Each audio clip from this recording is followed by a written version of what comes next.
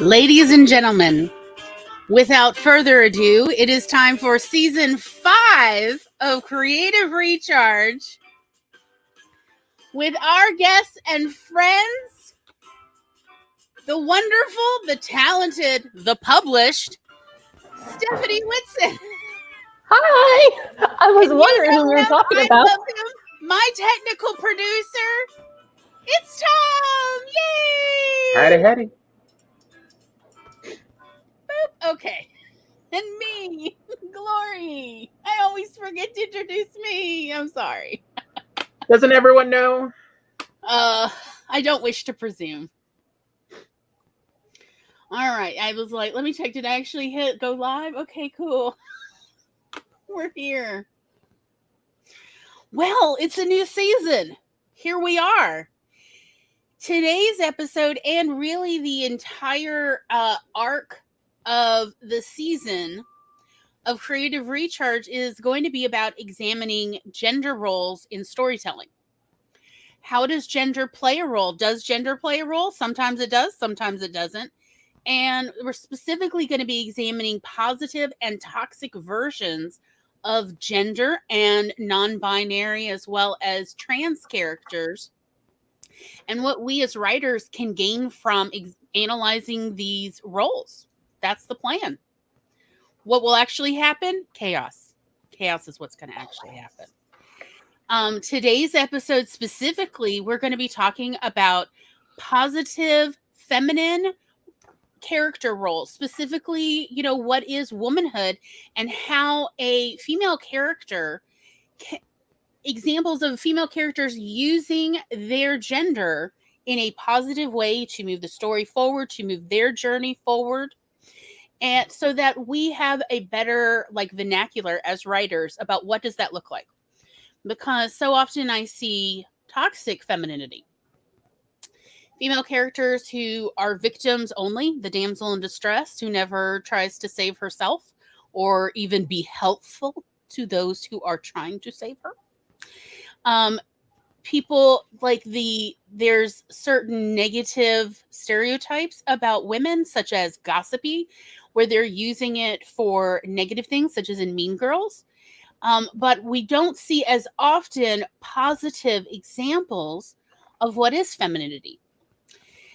And I want to point out at the start that what we're going to talk about is, to a certain degree, since we're really talking about movies, Hollywood, American Hollywood type films. So we're going to be talking about more Western ideas of femininity and womanhood in a general sense. But because my background is Southern and also Jewish, some of what I'm going to talk about for me will be as I see it through the lens of my own background. One of the things I realized recently was that, of course, my mother, who was raised Jewish, she was from Eastern European immigrants. And her idea of what is womanhood, she taught me growing up as a child. But also I lived here in the Deep South in Mississippi. And so some of my definition of womanhood has to do with culturally the state of Mississippi's cultural definitions of womanhood. But also where I spent a lot of my time as a child was in my Girl Scout troop, where I was the only white girl in an otherwise all Black Girl Scout troop of 30 girls. So it's also South Mississippi African-American cultural definitions of womanhood. And even though I am not African-American, so I want to make that clear of realizing that is really these three kind of areas of culture have so much to do with how I define womanhood. But that may not be how you as a writer define womanhood. And so what I suggest is that we, what I've been working on is making a list of all the qualities and traits of womanhood as I thought of them, as I believed them to be, because I was taught this as a child.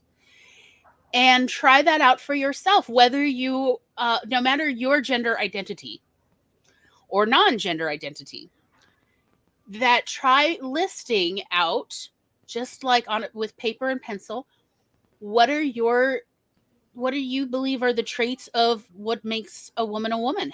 What does a woman seem like to you?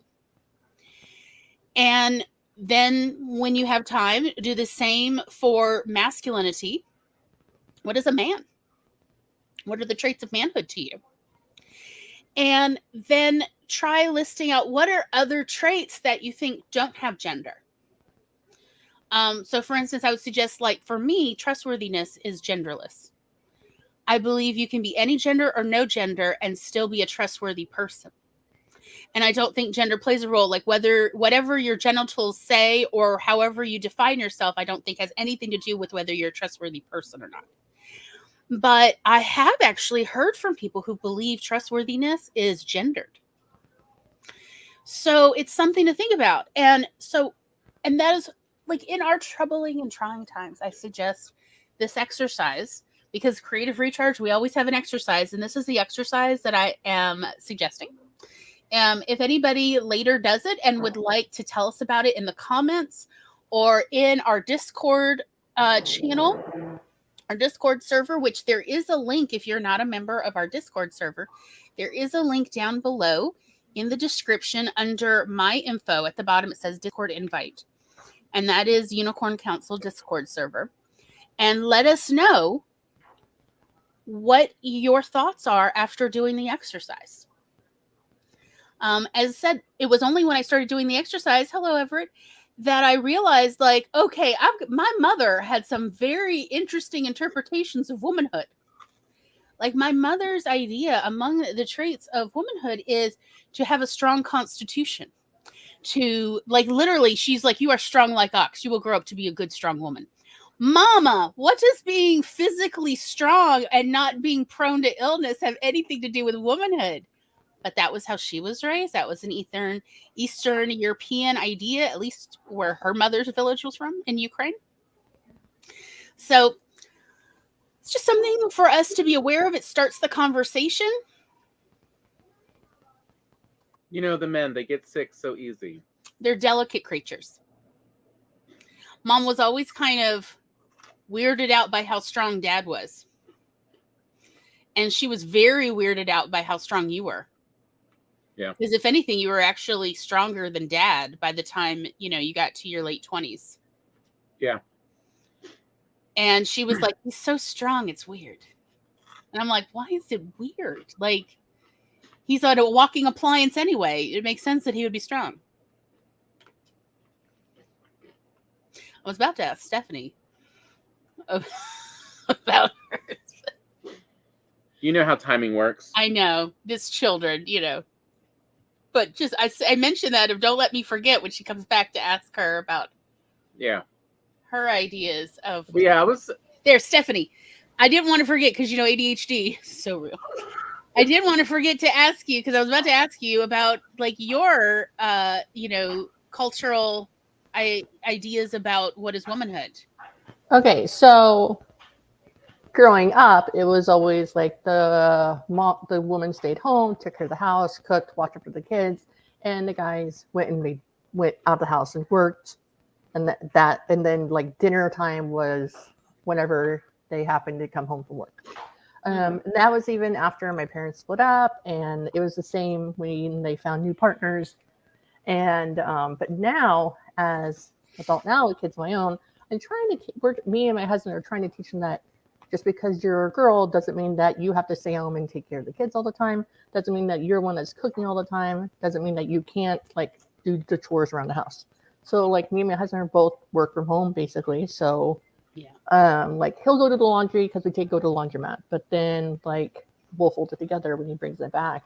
He'll do the dishes and I cook instead of me cooking and cleaning all the time. So we're trying to show the kids just from example that it's not defined. Like, that's how we're doing it.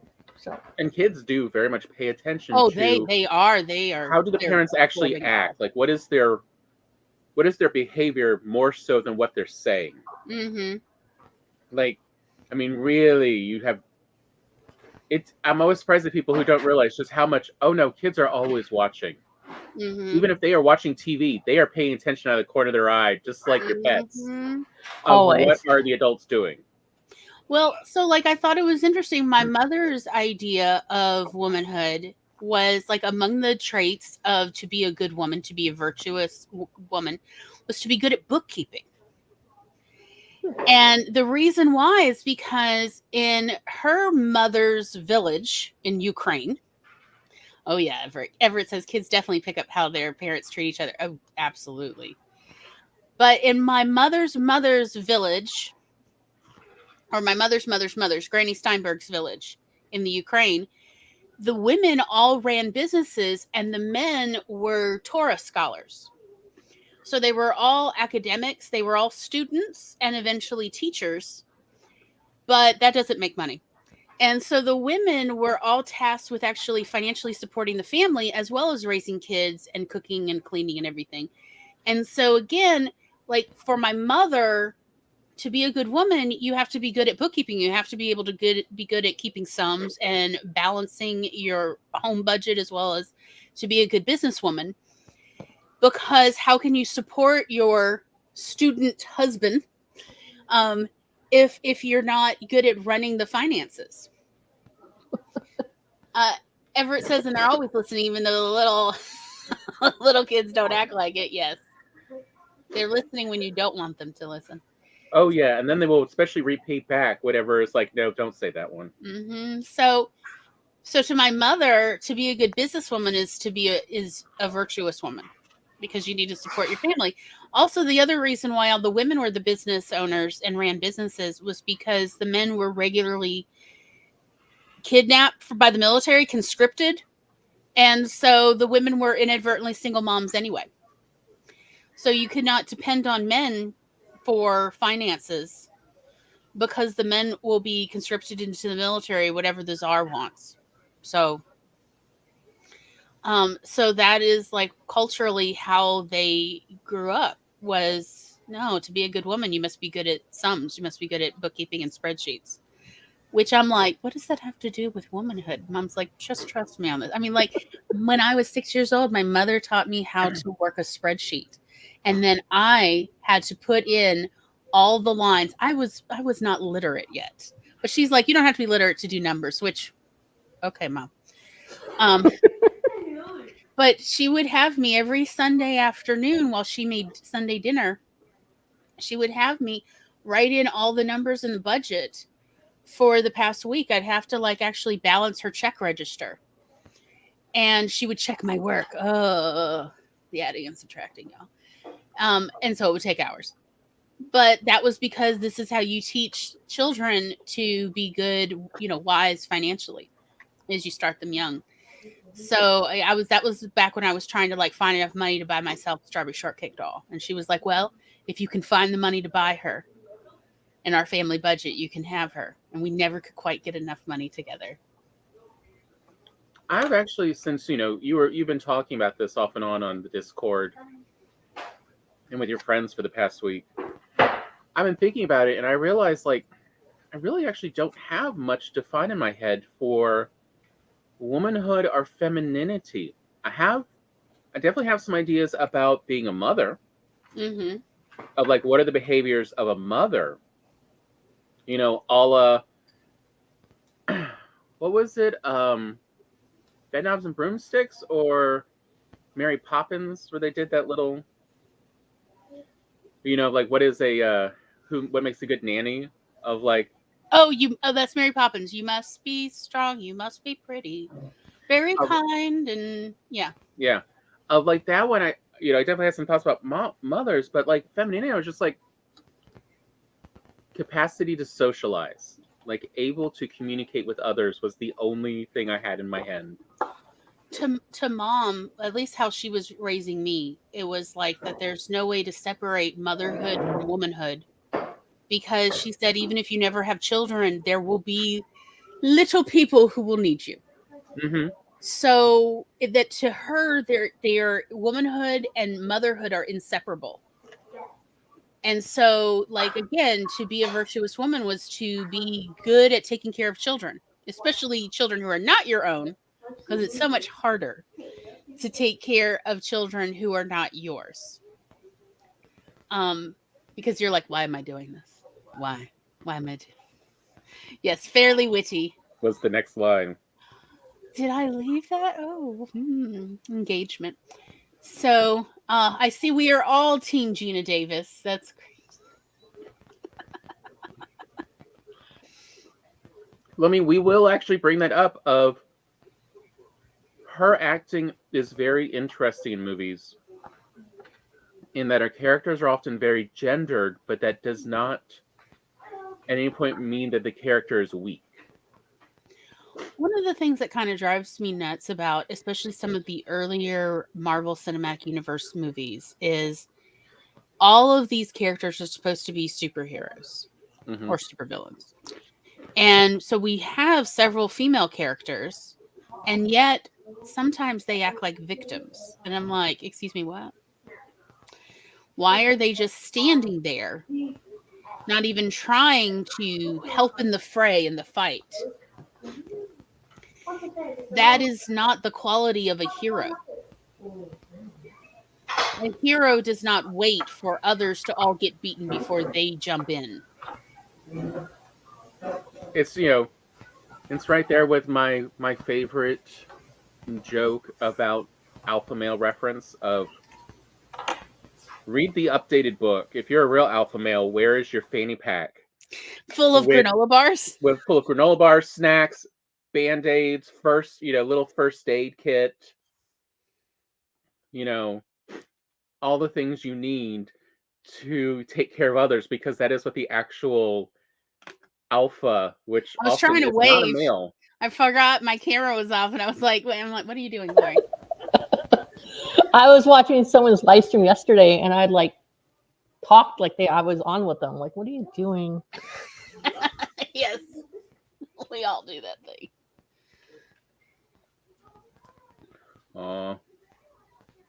Unfortunately, I'm in lurk mode rather than sass mode today. I'm taking care of my and not my kids. Understandable, Spence.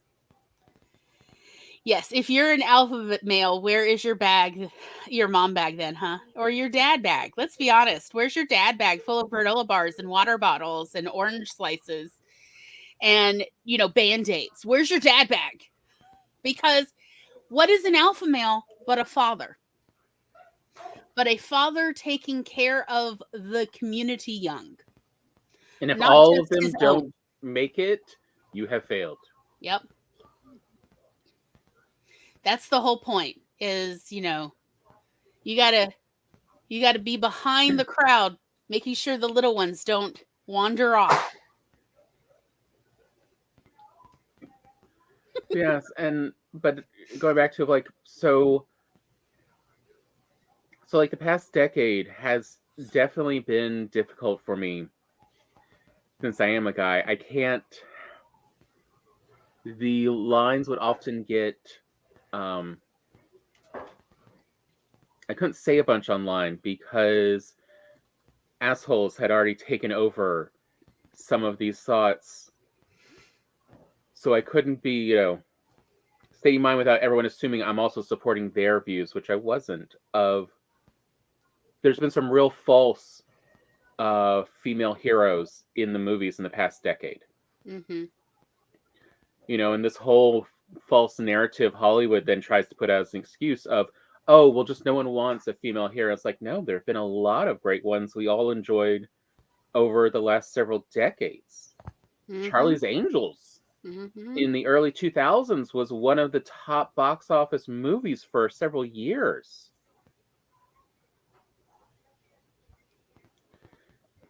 but no, it was false. It was, it was poor writing in the last decade of so many of these female heroes. Of they weren't positive feminine characters that you needed them to be. The story only worked if they were women. If they were men, you had to rewrite the story. Well, I think that was what was so interesting about. So last night, Tom and I watched The Long Kiss Goodnight with Gina Davis. I I had love never that watched. movie. I love it. Hello. Um, that and I had never. I don't think I'd ever watched it. It definitely never rang any bells No, for you me. hadn't. Um, so I watched it, and honestly, the only criticisms I have for the film is really problems with the editor. Particularly in the first 20-30 minutes of the film. Oh, it's so slow. It dissolves the tension instead of builds it every time there's an opportunity. And I have an issue with that. But I do not have an issue with the actors or even the direction. And the directing was good. It's just the editor very obviously did not know what to do or how to deal with this type of storytelling. Um, And if you and actually look at the story, it's really a trilogy story that they mm-hmm, collapse into one movie.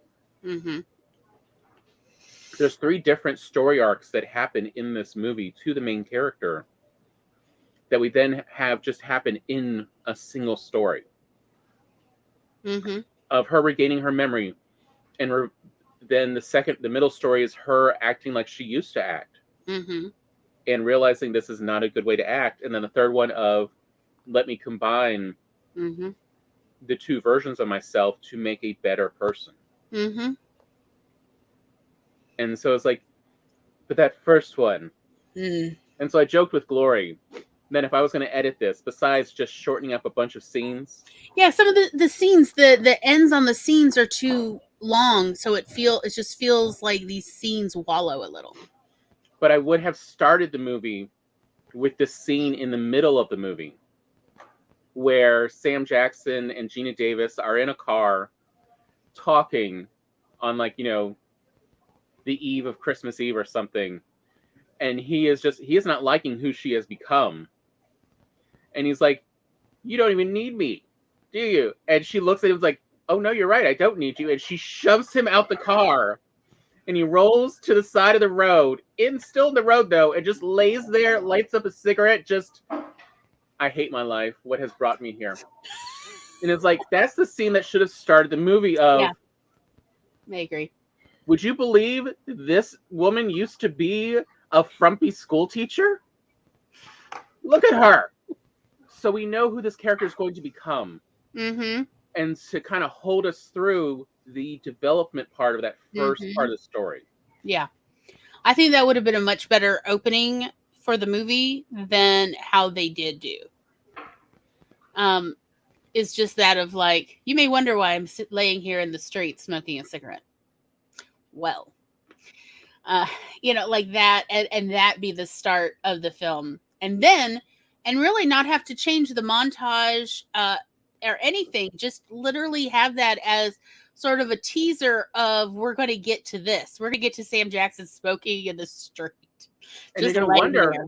how does the character we then immediately see go from becoming this frumpy person to this dangerous, blonde Who's assassin? pushing people out of moving cars? Like, who is, yes. How do we go from sweet school teacher and mom and wife to a woman who pushes men out of cars while it's still moving? Because, like, it's very organic. Like, we were surprised how organic the change in both of the main characters is throughout the movie. Yeah, and their relationship is very organic. The worse those two look, the closer they are to friendship-wise to each other, and I like that. Of like, it feels natural. The more they get beat up, the more bruised and stabbed they become. The closer, the more emotional intimacy these two friends have, and so it's something. But yeah, like, to me, the part that really, and why I brought that movie up originally as part of this, Mm-hmm. was, like, we see Gina Davis' character throughout is a woman. Like, this character does not work if she is not a woman. So, okay, so that is what we kind of need to talk about is what are, like, as far as like trope type, what are qualities or traits of womanhood, of to be female in our culture? Like, for one thing, I've noticed, culturally speaking, female characters are expected to be more collaborative, to definitely, you know, like we have like this masculine trope of the lone wolf. We do not have a female version of like a female lone wolf. We don't really have that. Instead, we have sort of the opposite of that. Women collaborate. They work with multiple other people to reach a team goal or an end goal. They work with people. They pick up friends along the way. Hence Sam Jackson's response when she pulls back around and stops the car of him laying in the road. You thought of a use for me, didn't you? And her response is, yep, get in the car. But yeah, she is collaborative throughout. To me, another part that I was like, oh, thank God someone actually wrote a character correct. She thinks about other people, even in the middle of action. And once, like... Yeah, she's considerate. Like she considers the welfare of others, particularly those she cares about. Like, her first response after she kills the home invader, One-Eyed Jack, is not, oh God, what the heck am I doing or anything. It's, wait, where's my daughter? Mm-hmm. Like, she has a true motherly response of, but where's my kid? Is my kid safe? Mm-hmm. Yeah, the immediate actions, threats gone. Now I have to think of others. And we see this throughout. She has the same response. Well, even when she, like in the beginning, when she's thrown from the car, once she regains consciousness, she sees that the deer is mortally wounded, but still alive. And so she walks across the stream with no shoes on, in the cold, in the snow, to put it out of its misery, and then collapses again. You know, F the guy in the car burning alive. You know what? He tried to cop a feel, so whatever. Am I wrong? Where is the lie? No, there's no lie. Like, he was like, oh, I'm so sorry. I'm like, you can pretend, you can be drunk all you want, but you still tried to cop a feel while I was driving. You know what? You could burn alive. So, but like, yeah, that she is considerate of others, but not people who try to sexually assault her. Well, like even further in the movie, near the end, where there's all those cars with the people in it, that's gonna, the other guy's going to make actual people die. Like she even though she's in more towards like her assassin type attitude, she still is worried and tries to stop that from happening. At the same time, they're trying to protect her daughter at the same time. She's not interested in the politics of it, but she doesn't want innocent people to die. Right. She's still avoiding all the cars on the highway when she has no brakes. Mm-hmm. Even though that makes her job much harder and could help slow her down, she's not, letting herself hit any other vehicle. Mm-hmm. So she, we see her consideration as much as she tries to be this, hard-boiled, emotionless person. Yeah. Ruthless. She's not. And that is actually, another feminine trait is she still somewhat lets her emotions guide her. As well as her morals, like that she is a virtuous woman. Mm-hmm. And again, like a positive female character, a positive example of womanhood is the virtues that the character, the female woman, exemplifies at least some virtues. It's, there's a lot of virtues. You got options. But that it becomes obvious along the journey of that character that this character exemplifies some virtues. And that is a common, I would say, trope among the portrayal of positive woman femininity. Versus virtues are not as important, if at all, when portraying masculine characters. And thinking about it now... Even though I disagree. But... And thinking about it now in retrospect, I think that's the problem with the editing the movie. Mm-hmm. Is they got an editor for an action movie. Mm-hmm. Who didn't know how to do those sort of the quiet domesticity. Well, just didn't understand how do you edit for a female character.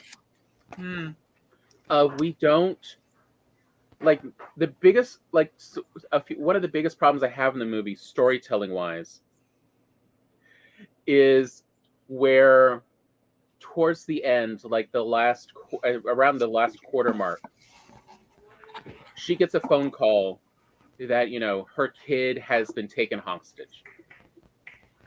And Why it turns out the kid's biological father. Yeah. And only gets more complicated. Suddenly it becomes a domestic dispute. Yeah. But at no point do we get a line in there of where she essentially resolves the second story arc of she didn't, the assassin, Charlie, did not want to have a kid. Yes. Never really in her life considered she wanted a kid. Right. But because of her amnesia, her other, personality had this kid, wanted it, loved it. Mm-hmm. And now she's stuck with it. And we don't actually get a auditory, actual resolution, like an emotional to her resolution. character. Yeah, to her character going, I've got to save her. I may not have wanted her, but she is mine. I really think that had something to do with editing. It really felt like it was maybe clipped. Mm-hmm. Everett says there is this cognitive dissonance or paradox that women are supposed to be more collaborative, but women in groups get backstabby and start infighting. Yes, the toxic part of that is that women are supposed to be collaborative, but only with men. Mm-hmm. The toxic idea is that women get backstabby and infighting, when in reality, that is actually not as common.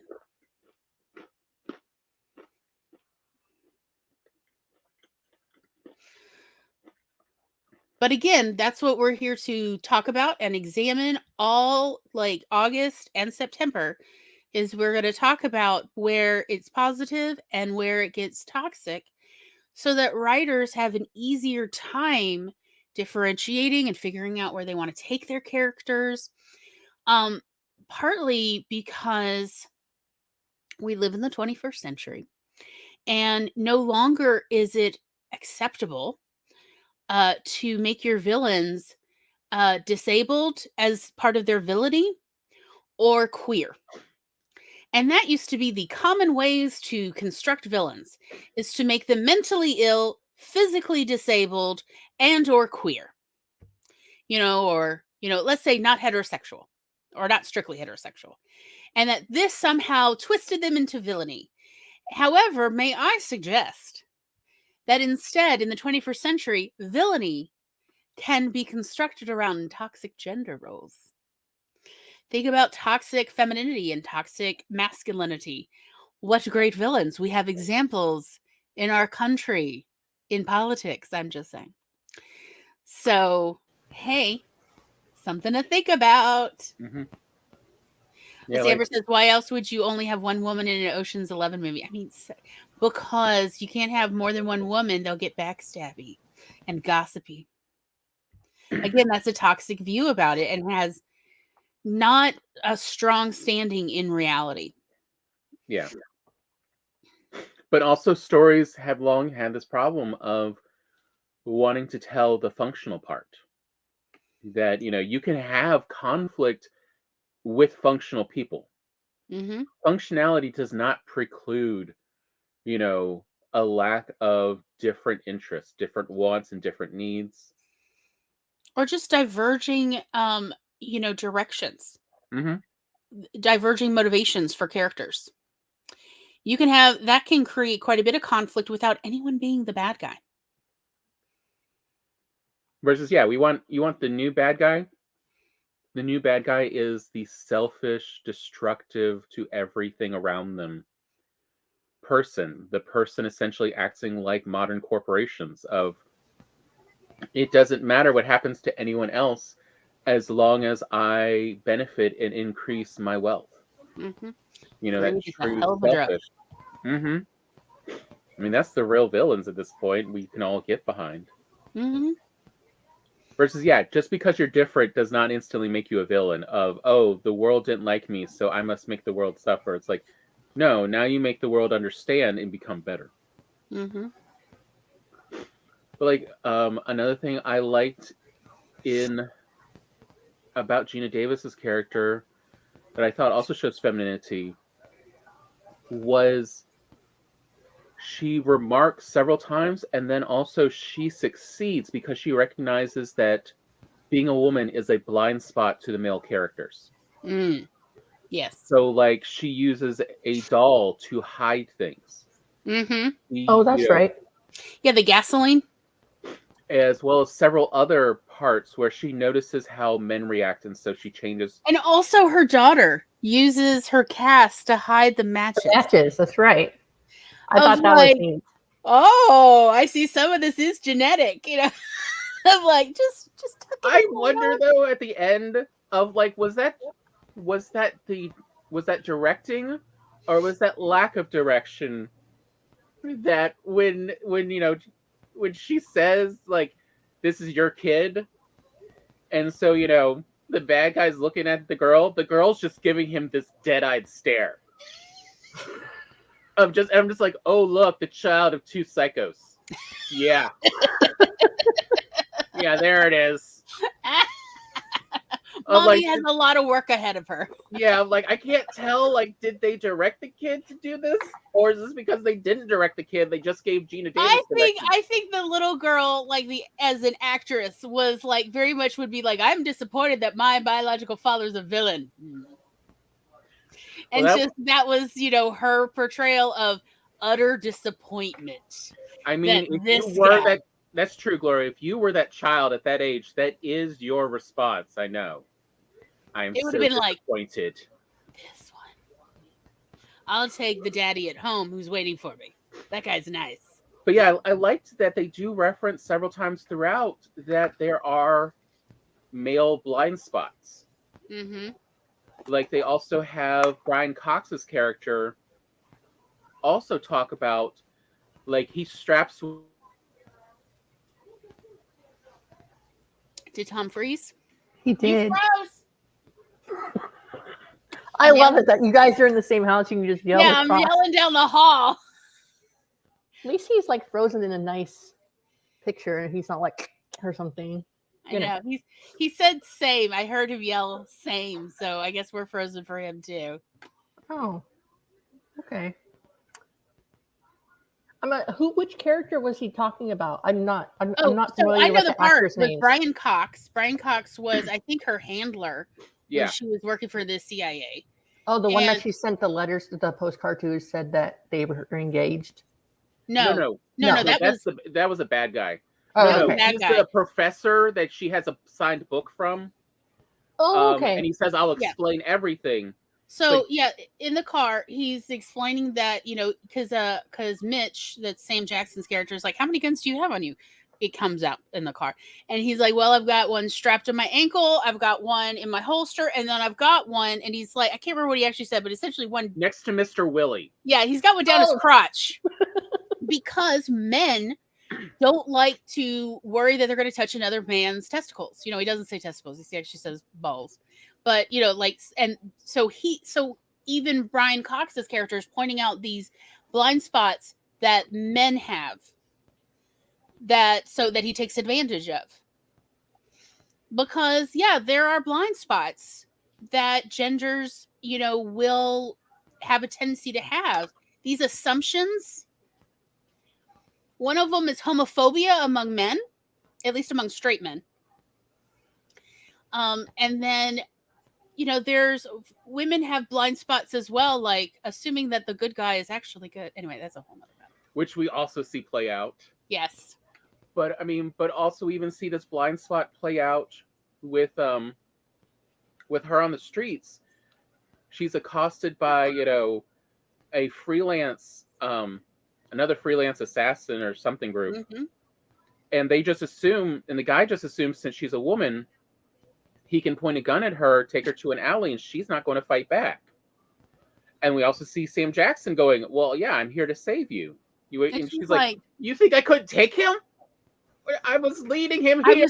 I was making a honey trap to get a bunch of the others in so I could just kill them all at once. And he's like, and she's like, yeah, you've ruined it. You're scaring them off. Like, now I want to watch this movie again. I mean, really, as long as we can get through like the first 20 minutes that are It very is slow. It's quite slow in the beginning. Like, honestly, but to a certain degree, you could honestly fast forward it. Yeah, you really don't miss out much No. on this conversation. It's Like, just I setting up. remember watching it when I was much younger, and then I watched it again later. And then me and my husband were trying to pick a movie. I said, "Have you ever seen Long Kiss Goodnight?" He's like, "No." I'm like, "We should watch it." Mhm. And he actually liked it. He didn't like fall asleep partway through or anything, so it caught his attention. Yeah, like, honestly, it actually starts picking up when One-Eyed Jack shows up at the house, right as Mitch, Sam Jackson's character, Mitch Hennessy, which, what a great last name.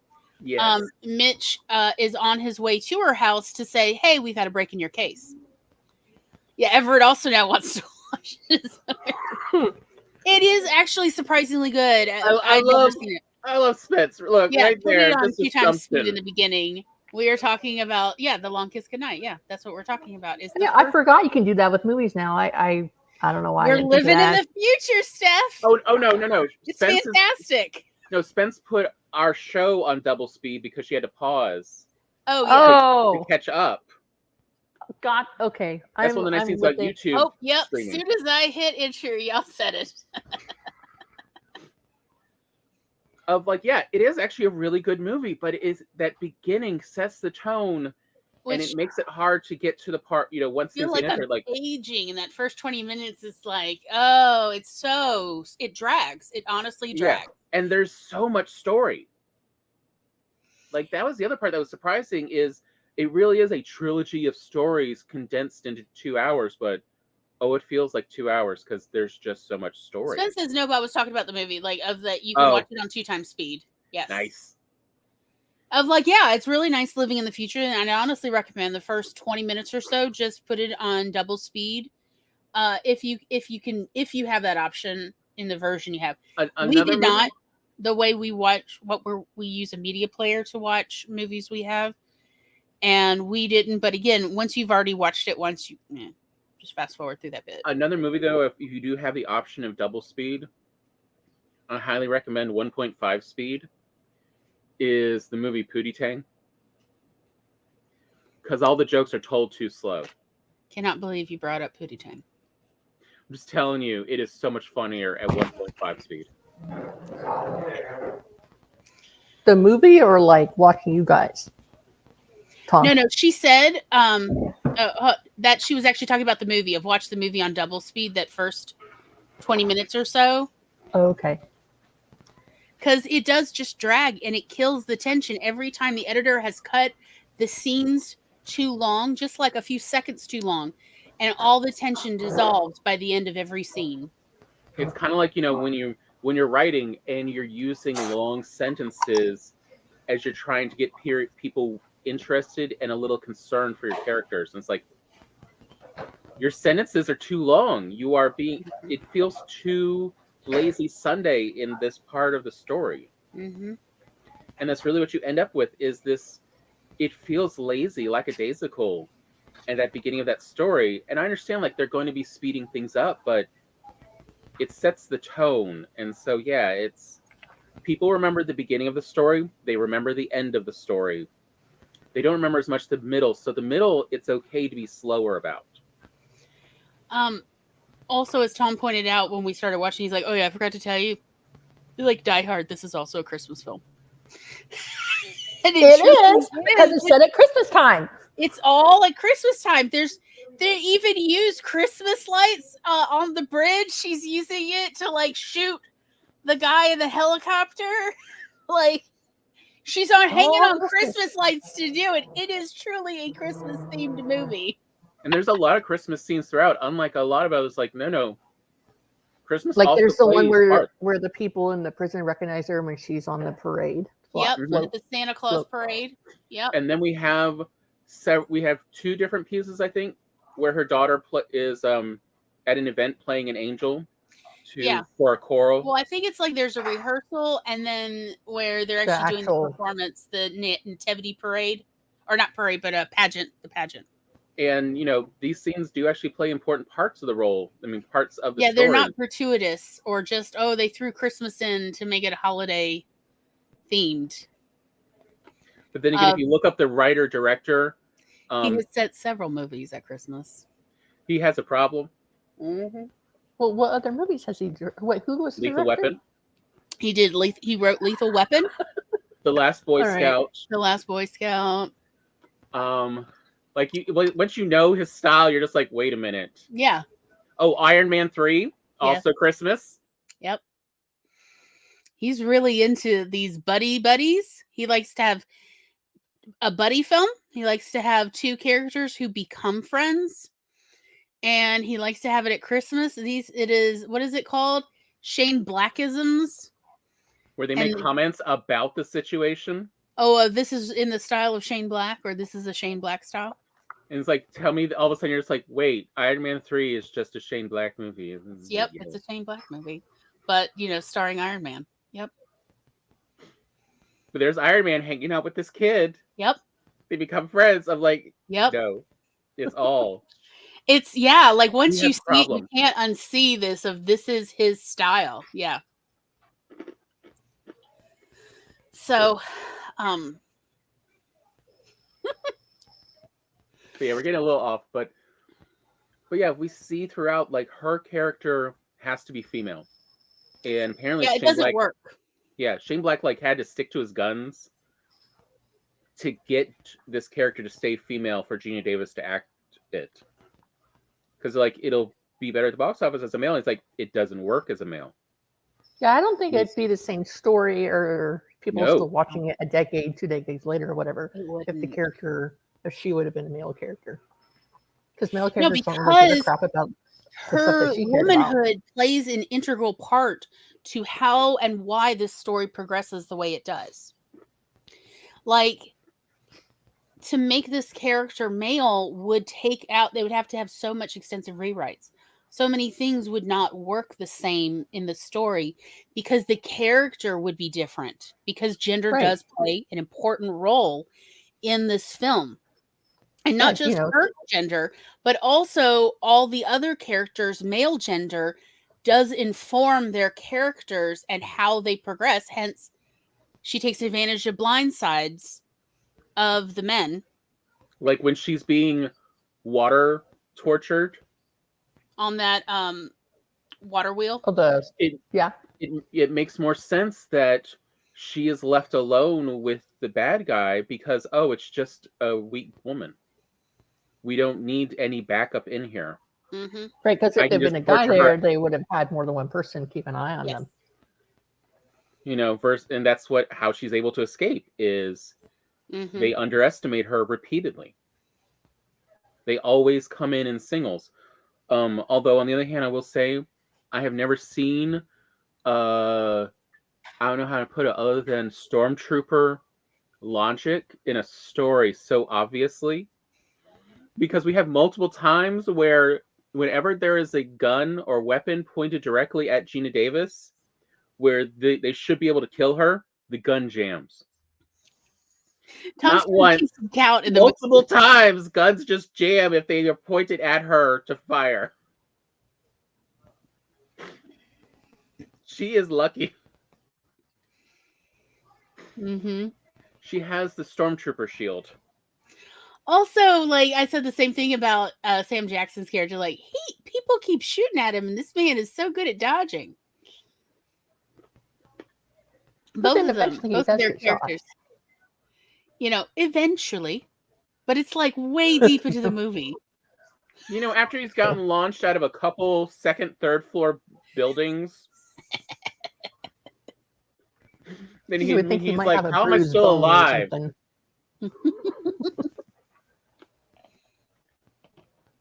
But yeah, like we see this correctly used by Shane Black of this story is written for a female character. There's no question. Mm-hmm. You can't just make it male. Like that is, hence Glory's lovely, you want to see Glory get angry, just say the words female eunuch. Oh. Of where they took a male character and they just cast someone, as a woman to play it and make the character female, but nothing. There's nothing feminine about the character. Looking at you, Moana.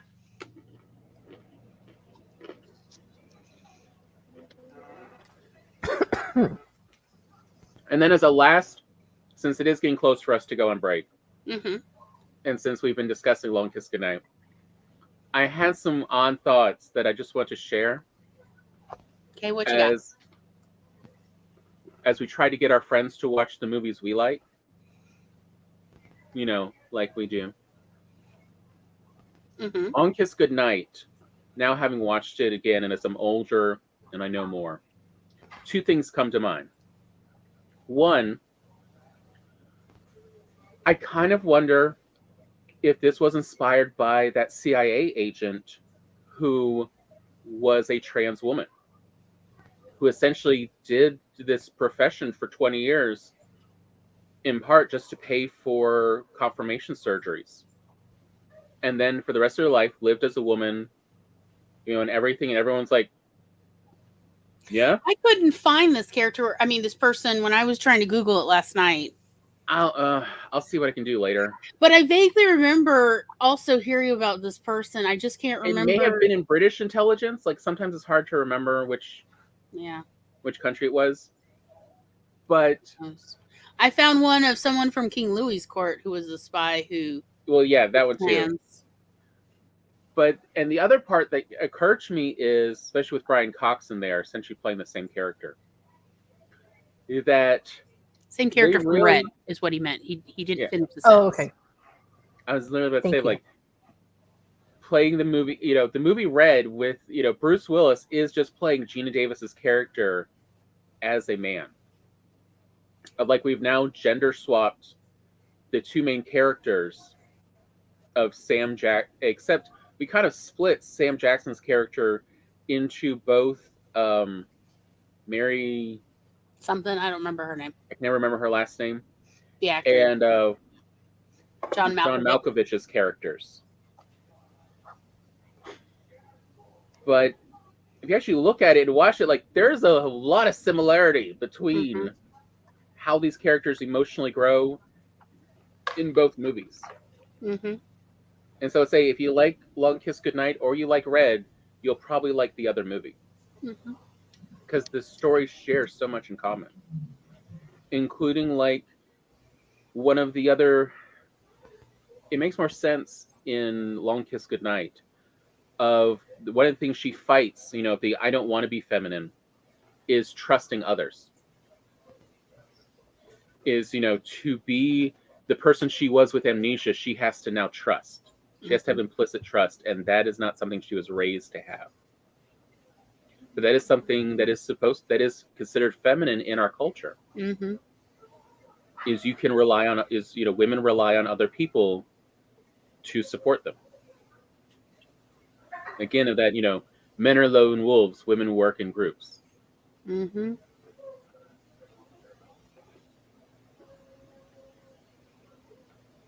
Shall we take a break? Yeah. And when we come back, what will we talk about, Tom? We've got so many other movies to discuss, including, you know, Weird Science. Let's talk and character agency. Okay.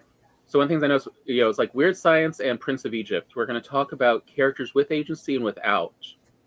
And that both of these movies do a gender reversal from the usual storytelling, where the male characters don't have agency, but the female characters do. Okay. All right.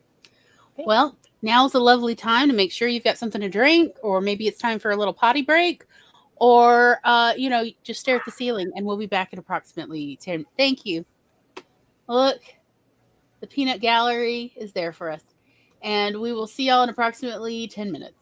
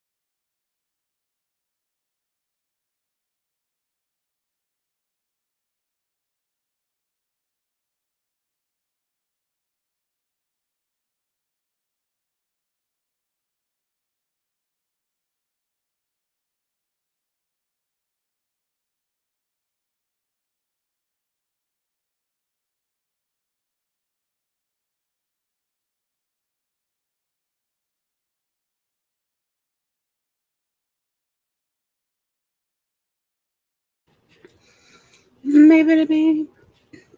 Bibbidi beep. Bibbidi beep. Bibbidi beep. Bibbidi beep. Beep.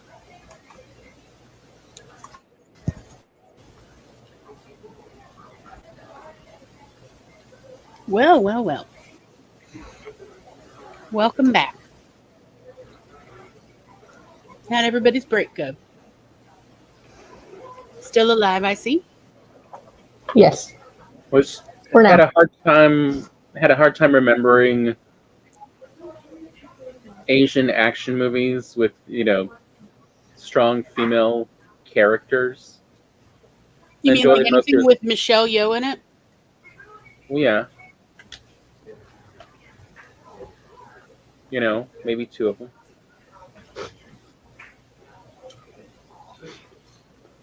Crouching Tiger, Hidden Dragon, and Everything Everywhere All at Once. Are those good ones to watch? I haven't watched either one.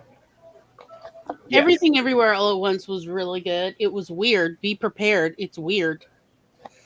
It's super weird.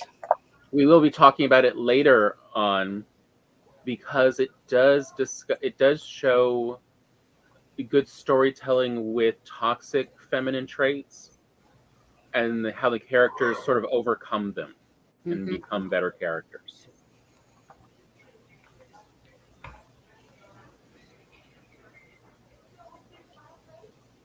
But yeah, it's a little odd, but if you like sci-fi at all, it's really good. No, I do. All right. I'm adding I- it to my ever-growing list.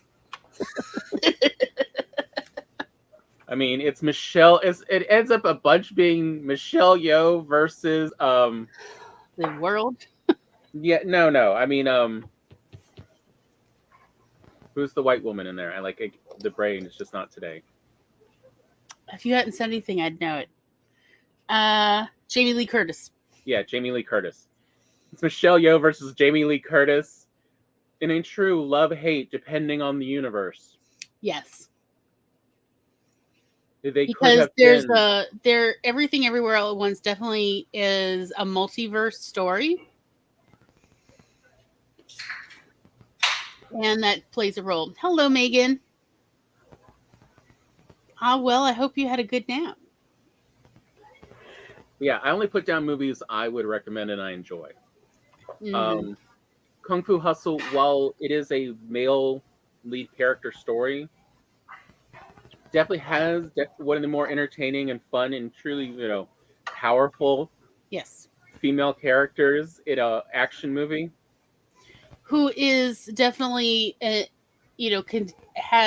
exhibits traits of womanhood. Is not a female eunuch. And that gets on my damn nerves. Is when characters are supposed to be female, but there's nothing female about them. Like putting a skin on the character that was written as male, but but now a woman. It's a male character with essentially a female name. That does not make that character a woman. For one thing, women have certain very specific womanly biological things happening. Other people own uteruses as well, but I'm just specifically talking about there's When you this got that much whole, estrogen going through your body, like it is the main, hormone there, you get some certain effects. Yeah, if a story is supposed to go over many weeks and there's never a talk about having to accommodate one's period, seems like a female eunuch to me. Also, again, because collaboration is truly something that we value in women, it's strange to me when there's a female character, and again, it goes over many weeks, maybe in the story, and they never once talk about their family. There's no mention of, I'm normally used to at least talking to my mother or my sister or, some other relative on a regular basis. As if, again, this lone wolf thing, when no, again, in our culture, we value women who maintain friendships. who maintain relationships, who touch base with their loved ones on a regular basis. The Long Kiss Goodbye actually even brings this up, where Mitch Hennessy, while, the Charlie character is like, I'm just going to go off and go back to Europe with the money. And he's like, you're not going to call your daughter? It's like 2 days before Christmas and she hadn't heard from you in 2 days. What's happening? Of like, again, of this is mention of like, yeah, women normally keep better contact with their family. In part because it's a dangerous world out there and your family wants to know you're still alive. So women are expected to give far more often proof of lives than men are. Men can go months and their family's like, we're not worried about him. It's only been 4 months since we last heard from him. But a woman, it's like, it's been 2 days. Is she dead? Call the police.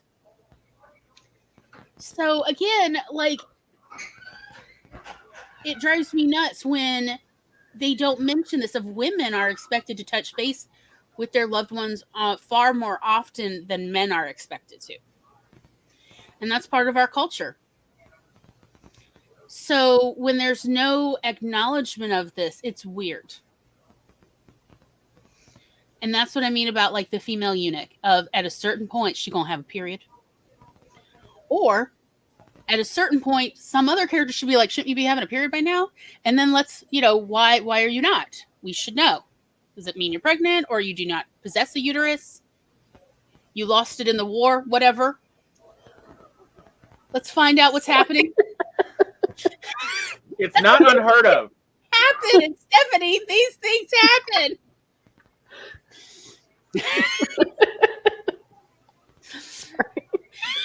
I didn't expect that last example. That's all.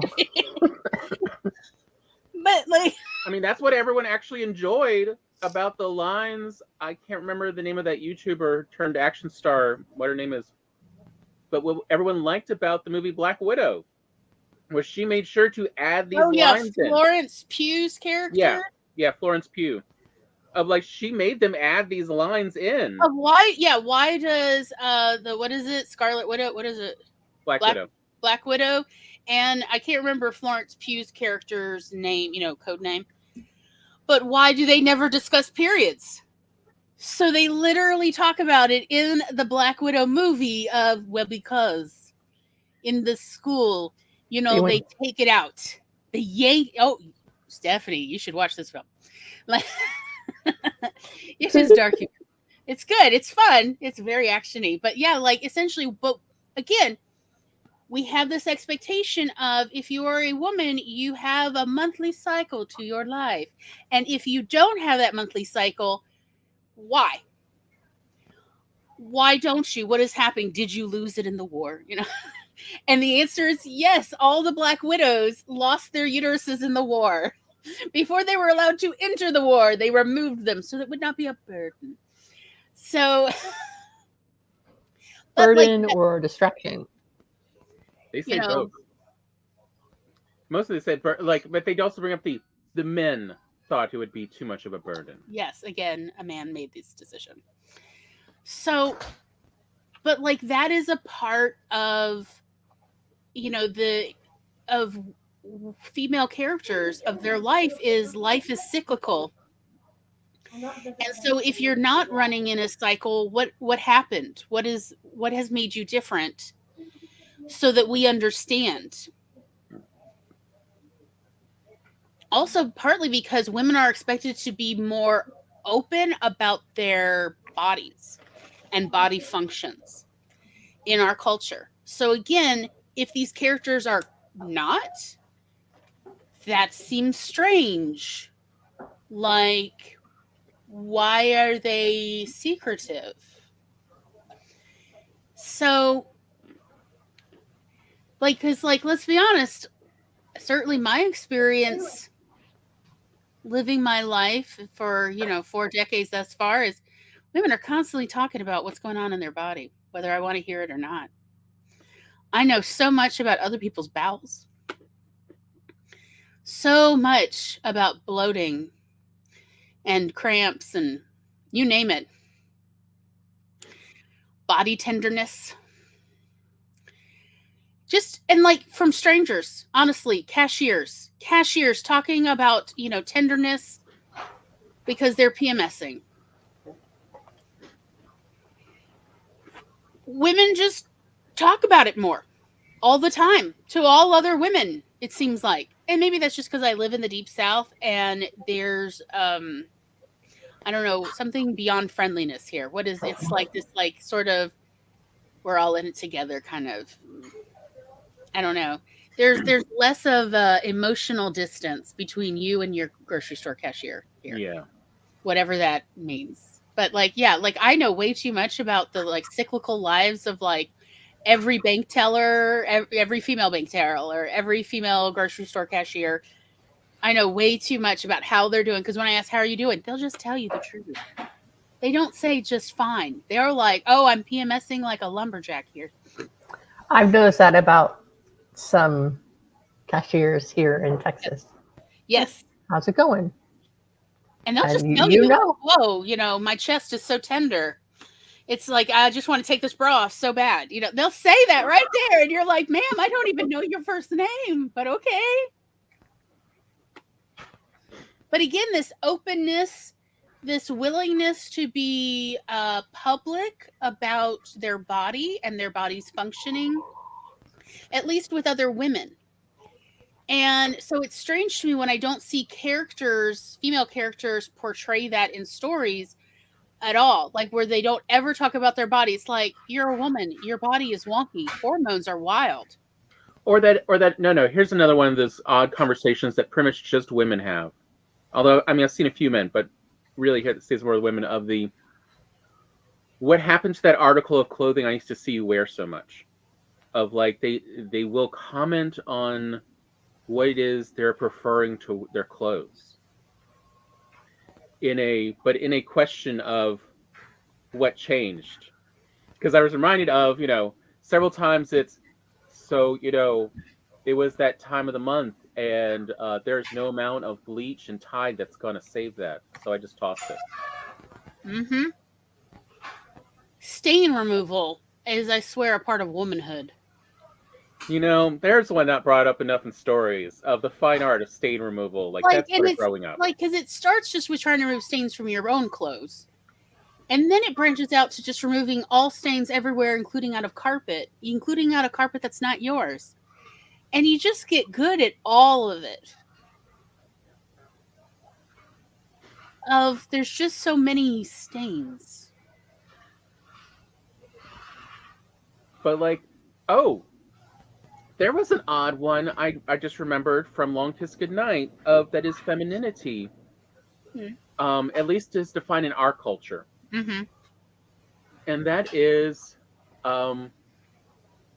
after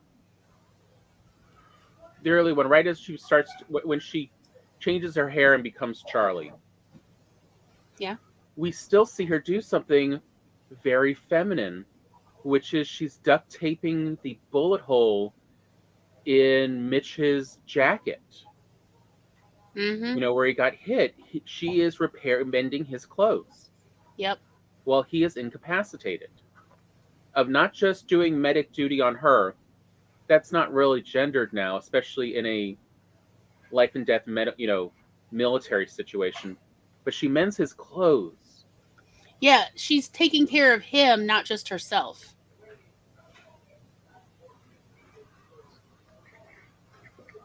We don't like he even asked her.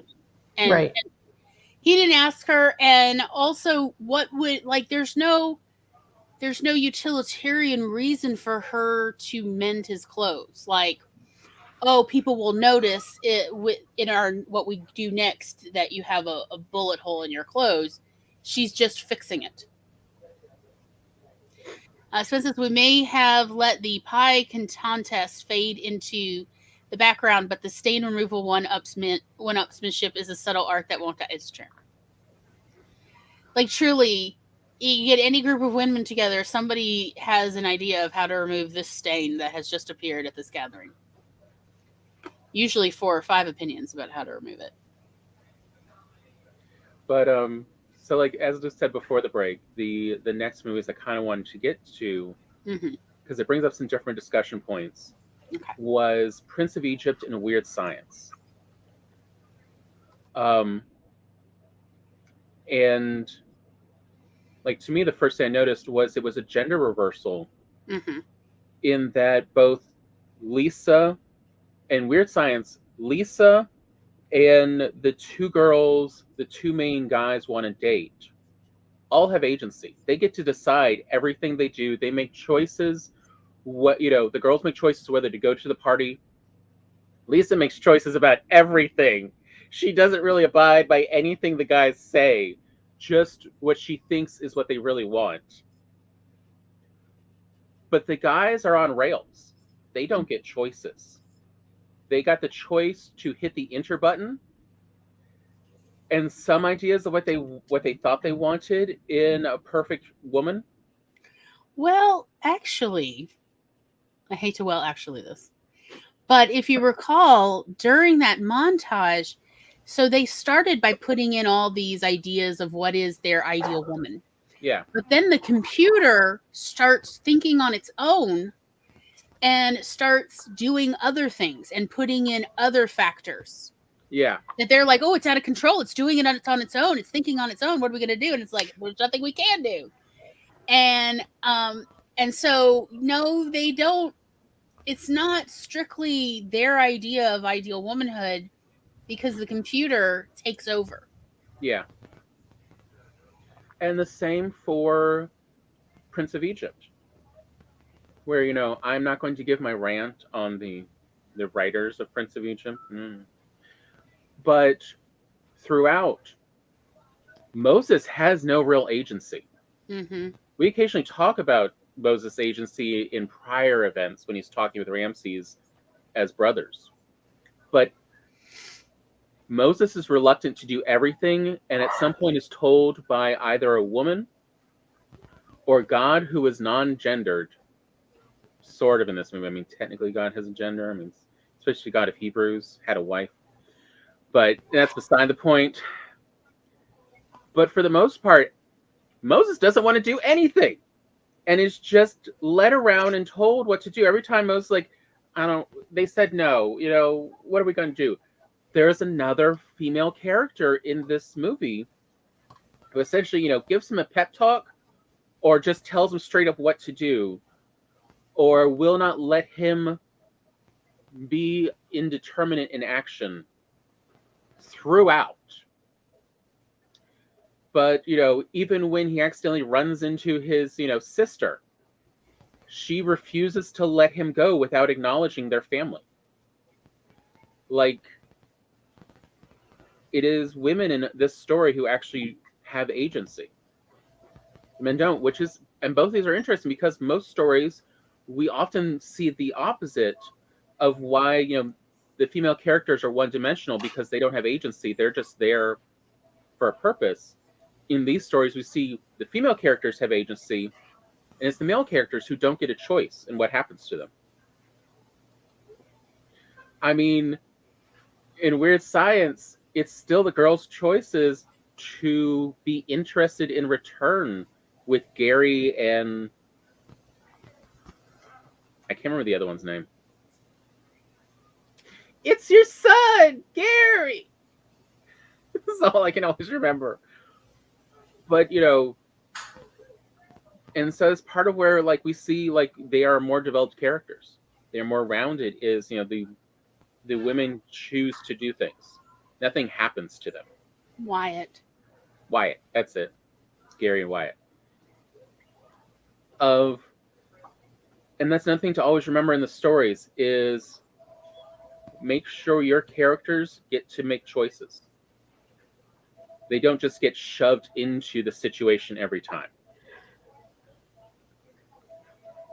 Moses doesn't choose which miracle to perform in front of Ramses at first. He's told, just, I will teach you which ones to do, and you're going to do in this order. He doesn't choose to turn the Nile into blood. He's talked both by his sister and by God of, you're just going to walk forward and put your staff into it. He doesn't decide what to do. Spence says, really the only choice Moses makes in the movie is to redirect the guards from the woman he eventually marries and allows her to escape. Mm-hmm. He gets that choice, and he decides to be a decent person when the two little girls are being accosted by bandits. And he, frees the bandits' camels and sends them off so the bandits run off.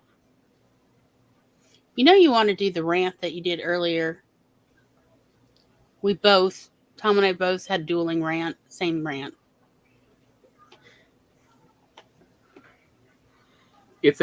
Look, Prince of Egypt is very obviously a Christianized story. This is not a Jewish version of the story.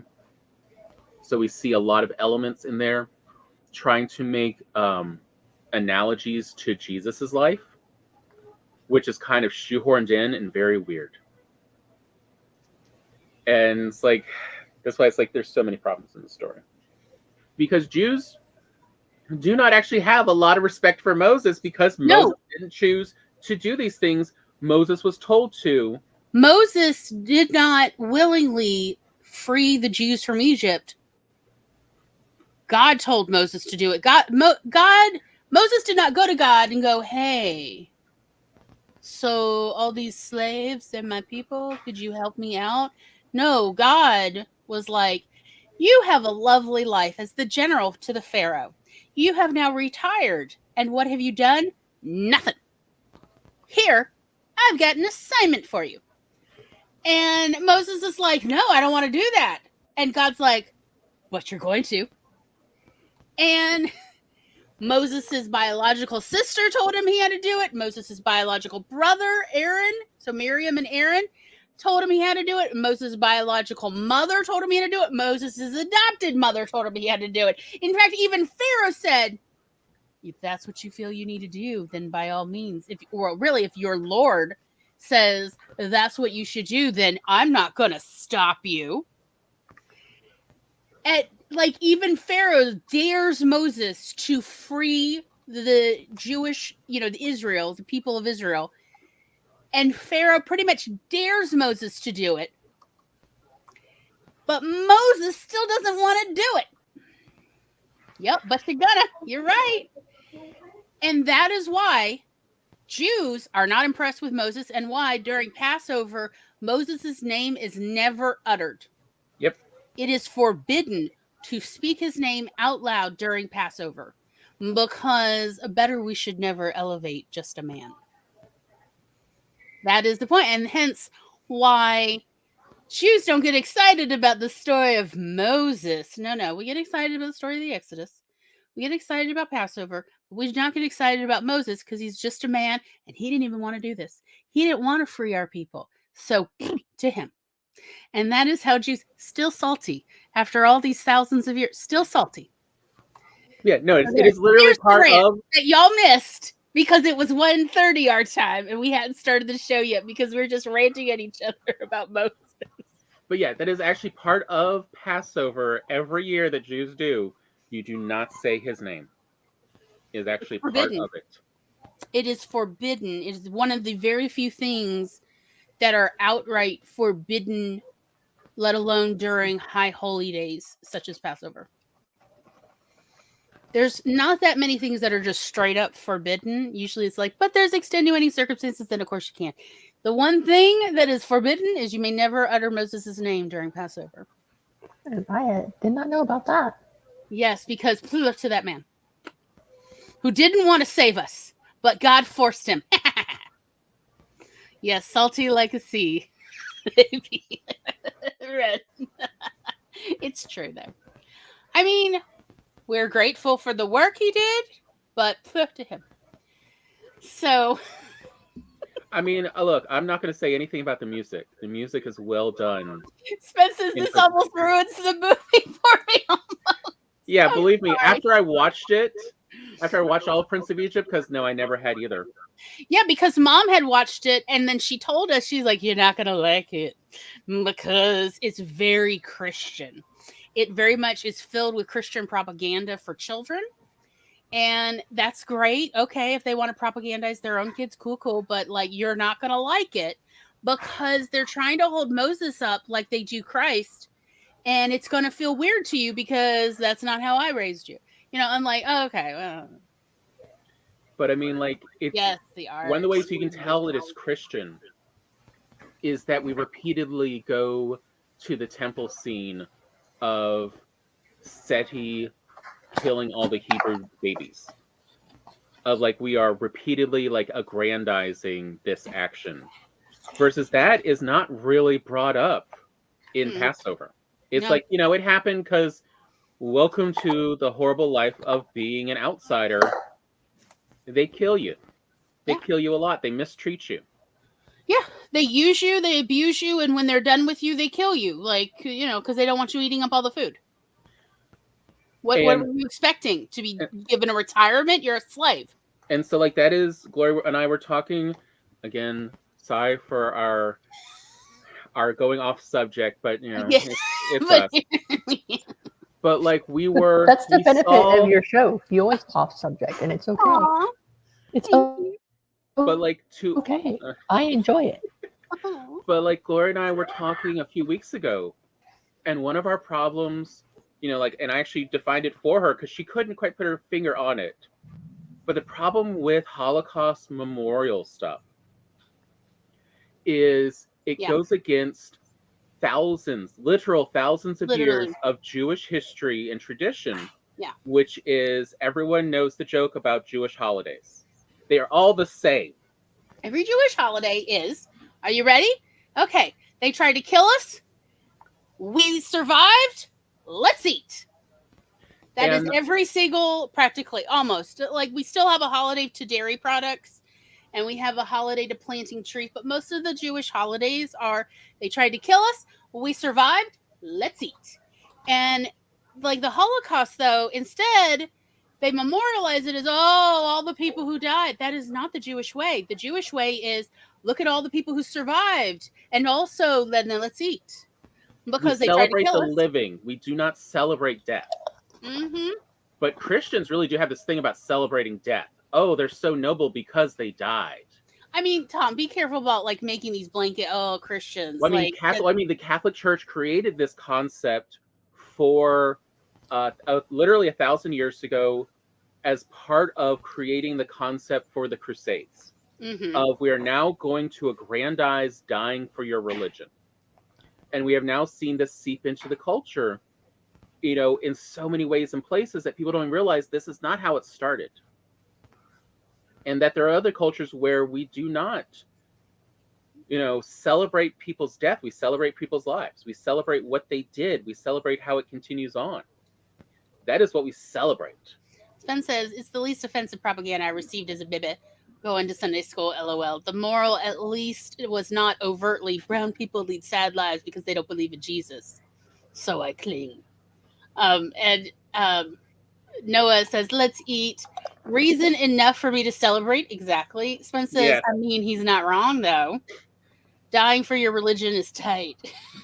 But, like, that is the difference between Judaism and Christianity, at least from our perspective. And again, we're totally open to other people disagreeing with us. Don't worry, we can all still be friends. But that is, like, in Judaism, we celebrate those who survived, and then there's food associated with it. So, like, a lot of holidays have specific foods or type of foods associated with that holiday to celebrate all the people who survived. Like, we have one for oil. We have one for dairy. We have one for citrus fruit. We have one for just sweet things in general, like honey. Yeah. It's a honey. Let's be honest, it's a honey holiday. Honey and apples. And the reason why apples is because honey was not always widely available in Eastern Europe, but apples were. So it's really just sweet things. There's all sorts of Jewish holidays versus in Christianity, from what we see, it's really about the loss. It's holidays to commemorate the loss of the people who died or that they're dead.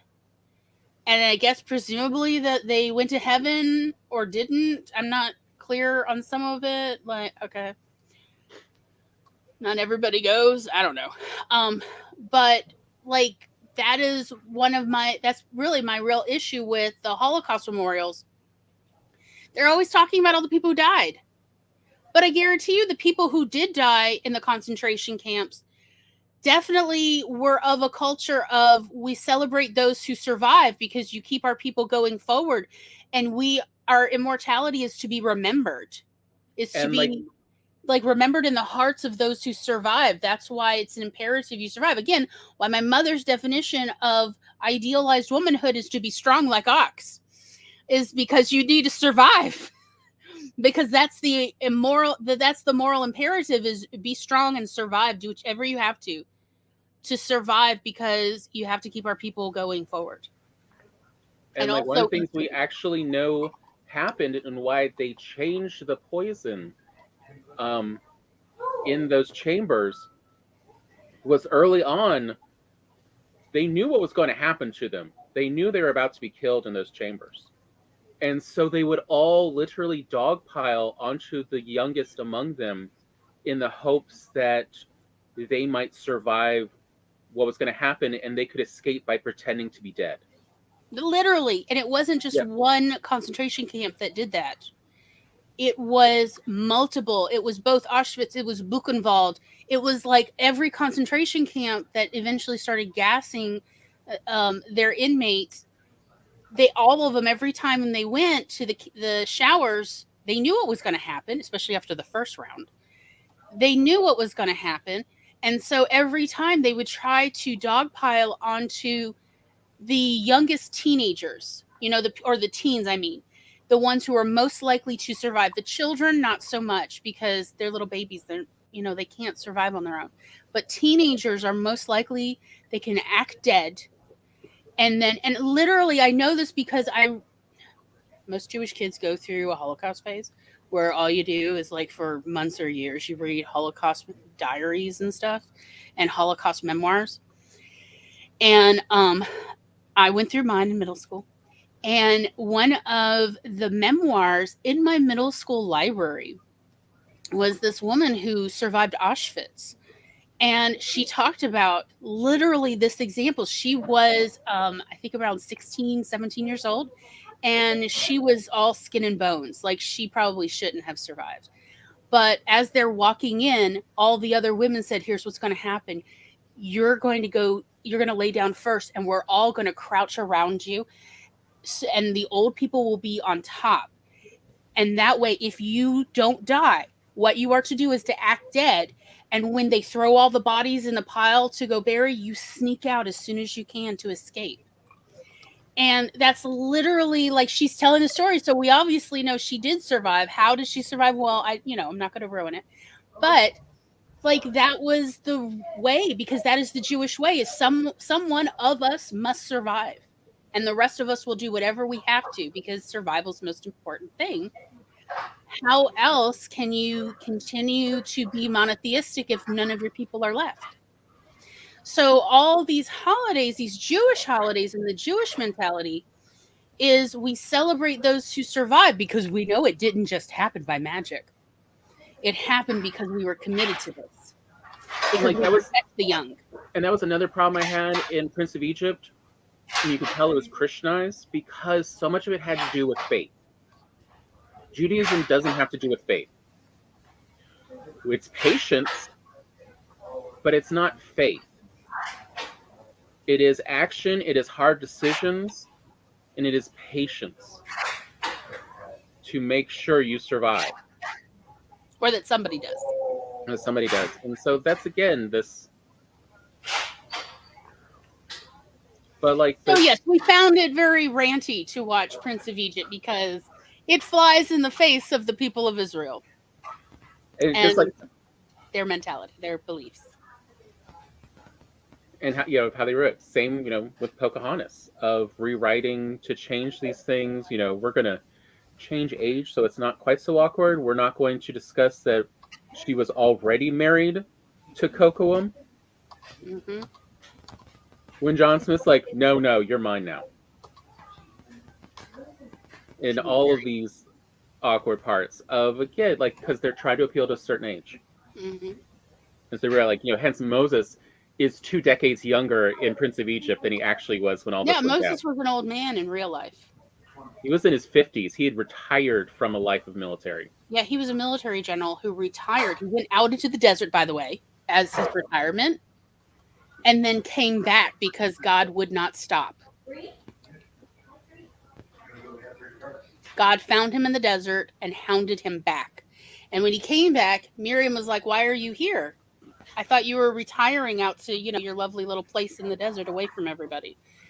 And he's like, "Well, God said I had to come back and free the people of Israel." And she's like, "Oh, well, it's about time." And then, both of his mothers, his biological and adopted mother, were also like, "Oh, finally." And he's like, "No, not finally. God made me do it." Like, he still wasn't even owning this. So again, like, yeah. But that is not the reason we are here to talk about it. We are here to talk about positive female characters who exemplify what womanhood is. Oh, by the And way, use their womanhood to solve their problems. Spencer, the fact that you read that out loud for real broke Noah. He's laughing so hard he's almost hyperventilating.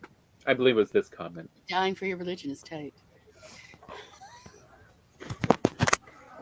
Yes, I agree. Pocahontas is my problematic fave. Like, I feel like in real life, though, she's a rather tragic character. Like a person that truly lived a life of tragedy. Like, I kind of would have been happier if they just made up a character to play this fantasy about than trying to use a real one was not nearly as happy. Yeah. Because I understand the sentiments they were trying to have in that movie. Mm-hmm. They were trying to make a stronger female character in the Disney movies.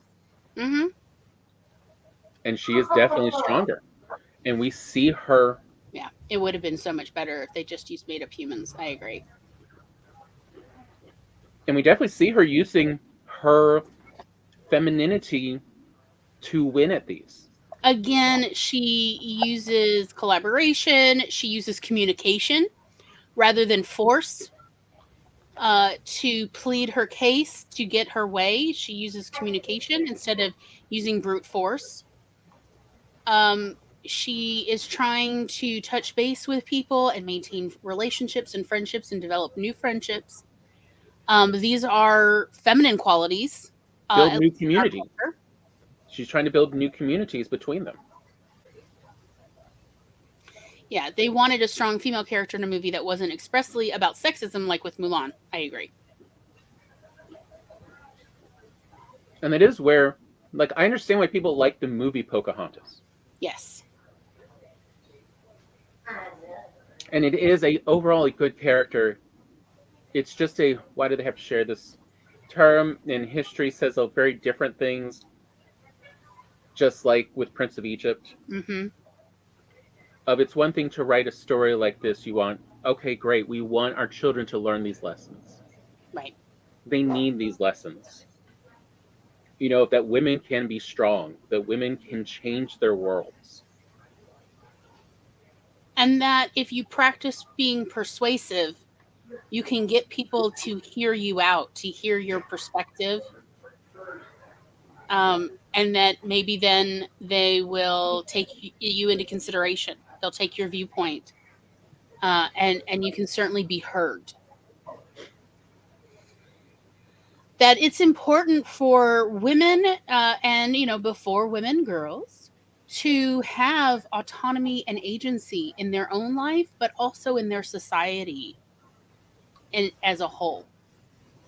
And that is among the reasons we definitely want to talk about gender roles this season, considering everything that's happened in the news lately. You can change your world without changing yourself. Yes. You don't have to twist yourself up and become someone else to make the world better. Also, we wanted to do this season to talk about that it's not bad to have a gender. It's not awful in modern society to have your characters have gender. Yeah, I'm not interested in male unit characters either. Of like, we don't have to take away the gender of characters for them to be good. They can be gendered. Gender is not like automatically evil or something. That's not a thing. But rather, let us do it with forethought about, like, if your character is a gender, Why? Why is it that gender? Does that play a role? Does that work against or for that character? Because that character would be aware of it. Unit characters are boring. I agree. And like one of the things we see is, and one of the things like gender is so useful for, is society reacts differently to you depending on what it assumes you are based on gender and expressions. And you can use this to your advantage, or you can be bullied and oppressed by it. And these are life skills. We read in part, especially children read, to learn life skills, to get better ahead of time for that scary adult world they don't understand. Mm-hmm. And so we want to give them these life skills of how do you handle it? How do you accommodate? Like there's another one, maybe we'll try to find another one of, feels weird to say disabilities. I mean, it is truly technically correct because society's the one disabling you. It's not actually you. But talking about, how society changes based on your capacities and your assumed capacities. Because gender definitely plays a role in what they assume your capacity is. Just as your communication skills changes how someone assumes what you are capable of. Mm-hmm.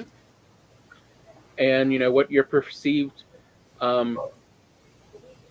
physical capabilities are. They will make a lot of assumptions without ever asking you. Oh yeah, it's true. Since like in our society here in America, it is assumed that women are weak, physically weak, and men are strong. And as we were talking about Saturday during Self Care Saturday stream, I like that one. my mother, when she was teaching me to change tires on a car, the first time I did it, the jack, I had not placed it on a fully flat part of asphalt, and the jack tipped a little. And the car wobbled, and I was scared. And so my mother physically lifted the car up till I could fix the jack, and then gently put it back onto the jack to teach me how to do it. And I'm like, what my ma'am? And she's like, what? You're strong too. You could do it. I'm like, I don't know. But she's right. I've actually done it since then. She's absolutely right. She showed me how to lift. And yes, I can. Like, I can't necessarily like lift a car up above my head, but I can tip a car by myself if I really get a mind to. I just don't. But she taught me that of like, yeah, no, to be a woman is to be strong like ox. And that was like culturally her idea of like, no, women are strong. So when I used to have a gym membership at this 24-hour gym in town. I used to go in the middle of the night because nobody was there and I had insomnia all the time. And often the only other people there were these two cops who also had membership. And, they would be on the free weight side. So I would go to the weight machines. And I have back pain often because this chest is for reals. So I like, feel ya. yes, oh God. And it just the whole back. Anyway, so what I like to do when I have access to a leg press machine is I like to put a lot of weight on there and do leg presses because it actually helps my lower back pain. It really helps stretch it out. It's so fantastic. And so the cops across the way noticed that I was leg pressing 850 pounds, 845, something in there, depending on the day. And they were starting to talk to the other dudes about that when they would come during the day. Like, have you seen it? You should watch on the camera because it had cameras. They recorded. And eventually the gym owner mentioned it to me of like, I hear that you can leg press a lot. And I'm like, what? And I honestly did not think 800 and something pounds was actually a lot. I assumed men could leg press like 1,300 to 2,000 pounds because if I could do 800 and something, I assumed men could do more because again, that cultural bias, of that men must be stronger. But it turned out most of these men were lucky to be able to bench leg press like 300 and something pounds. And they were very careful in, pointing out that they were aware of my strength because they did not want to offend me. And I did not understand that because I was not yet aware that my mother had raised me to believe women are very strong and that like, that's just a quality of womanhood to my mother. And so I didn't understand that these men were careful to say I was strong because they didn't want to offend me. So it was like this whole like sort of cultural clash that I was like really not picking up. I was like really confused about. And so it took me a while to understand what was happening, that essentially we had cultural differences about gender. And that was what was happening. But yes, apparently it was very, because even the gym owner's like, in my entire life, I've never leg pressed more than 600 pounds. And I thought I was going to die when I did that. And I'm like, 800 and something pounds is just so what I do to relax my back. And he's like, what the hell? And I'm just like, I can leg press a lot. You should see my brother.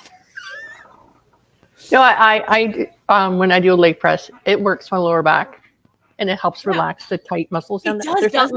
There's not much like back exercises I can do. Yeah, exactly. My range of motion in my back, so I can do that. Oh, and I actually told someone that like it feels better after that. And they're like, "Huh?" Yes, they didn't get it. Wonderful, there's a boy, but I mean, whatever. Maybe women, but yeah, they didn't get it. Maybe estrogen plays a role in why it doesn't help men relax their back. I don't know. It's probably is that you're women, but it's the Q angle, which is because of women's hips being a little wider, their what's it called? Not the femur, but like the top of the femur, that's socket joint. Oh, isn't that the hip joint? The hip joint, yeah, is at a little bit different angle. Which is why women are more prone to leg injury in sports because of that wider stance. But it does mean that the way the muscles transition strength and balance is a bit different and lower on the body. So that, yeah, it does probably actually help specifically with your sacrum. Yeah. Your sacroiliac joint, which is how your pelvis connects to your tailbone. Those will be more activated when you do a leg press as you tighten your glutes. Yeah, that was, remember I had an injury like 18 months prior to my sacrum. And it was like that leg press was one of the very few things that really helped with that pain. Bitch, that fights bears in the forest. Have I occasionally dealt with wild animals, including cougars here in Mississippi and black bears? Yes. Did they leave me alone? Yes. Spence says, I've been in a pit of self-pity lately that's largely related to the changes in my capability and how other people perceive as my capabilities and how frustrating it all is. F the hip joint. Yep. But it does that makes so much. I've always like, what is wrong with men? Those leg presses feel fantastic. But yeah, like for men, the glutes are going to sort of pull a slightly bit higher, closer to the iliopsoas, than on women, where it's actually more centered on the SI joint. Mm-hmm. And so, yeah, it probably is actually for women it is. Well, you heard it here, ladies. Are you experiencing lower back pain or tightness, stiffness in that area right around your tailbone? Have you considered a leg press and just let that, just stretch it out? It will feel so good. Also, just stretch that tightness out. Also, another way to help your lower back, you can even do this you can do this seated, you can do this laying down, because we're just trying to get the muscles to do it. And that is, for lack of a better phrase, but we all know it, do a pelvic thrust. Like you're just trying to move. Are you doing the time warp? Yes. From Rocky Horror. You're trying to lift that hip joint, and anything that will make you tighten those glutes will help you relax the muscles that tend to cause lower back pain. Well, Spence, give it a try, honey. Just do the pelvic thrust that drives you insane. Yay. Let's do the time warp again. But like you can also be laying down and just put your knees up and just try to lift your hips a little, and that will help exercise those muscles that are the main culprits of lower back pain. Well, there you go. Spence says my hip joint is the first thing to get uncomfortable on me, and now it's annoying because I can't figure out how to stretch it out. So you could try laying down on your bed or couch and do a little bit of a thrust up, or put your knees up. Lay your back out, lay your back flat, and you're gonna raise your folded, but like mountain. Kind of like you would do like you used to classically see for a sit up, but instead of a sit up, are you trying to tell her to do like a bridge type thing where your shoulders are on the ground and then you tighten your glutes and lift it up so it's like at a. But you don't need to bridge it up that much, especially as she's very prego. She got a lot of weight there. Oh, okay. Yes, I did not know that. She growing 2 sets of lungs right now. Okay. Yeah, she got a lot. So much lungs in there. So many livers in there. So just a little bit of lift up using the glutes will help stretch that hip joint out. She says, if I can breathe laying flat like that, I tried doing a bridge the other day and the bibbies were crushing my lungs. Oh no, that's so big. And say the other thing is if you have a bed that's elevated, you can hang your legs off of the bed and lay back, and just rotate your hips a little, and that will still get those muscles to move. Like she could be supported with a pillow under her on the bed. Yeah, and just drop your legs off at the knee off the bed. Just hang them. And then just like kind of roll a little side to side slowly. Mm-hmm. To kind of stretch out those hip joints. Good to know. Yeah. Good to know. So there, you heard it, ladies. Exercises for the hip joints. Something to think about. Because that is a real problem, and that is where women do actually. Well, men and women both have a lot of lower back problems as they get older, but it's a little different in how you exercise them. Yeah, I always wondered why men do not understand how good it feels to do leg presses with like extra weight on there to like really stretch out those. I was like, why are men weird? And the answer is there's a reason. There's always a reason. So, okay. On that note, we need to go, but real quick. Last ultrasound said both were like 3.5 pounds. It's like being 9 months prego, but the egos are only 2/3 of the way done. You grow in a healthy batch. Congratulations. All right. So. Oh, so she has 2 babies in there. Yes, she's growing. Yeah. Okay. She's got a lot of lungs and liver growing. It's okay. I hope hers are fully grown. Her own lungs. But let us. I didn't pick up on that. Let's take a little breaky break. Maybe time to get a snack or a potty break, and then when we come back, what are we going to talk about, Tom, for the last hour? I have to go look it up. I have now all of a sudden forgotten the other movies. Well, there's Labyrinth, there's Legally Blonde, and there's Encanto. Yes, and then also we'll do a little discussion of heroes' journeys. Okay. Cool. All right. Well, we'll see y'all back here in approximately 10 minutes.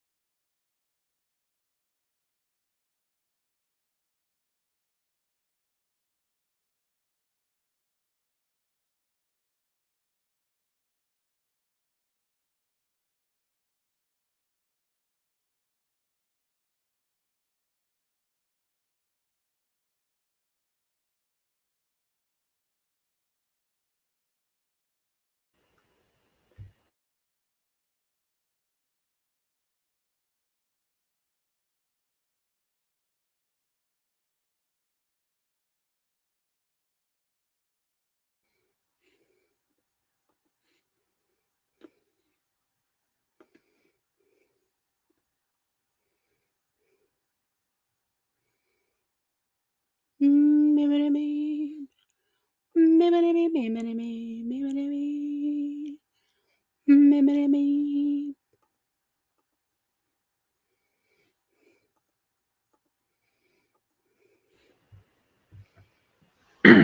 Lou, Mm. how's it going? I got up, stretched my back, Yeah. ate some food. Well, Pringles, is that food? I don't Yes. know. I think that counts. I think it's food. Talked about dinner, and I came back. I'm either going to make spaghetti or we're going to do easier and make hot dogs with baked beans. Ooh. And I mean, the state of the hamburger will dictate what we're doing.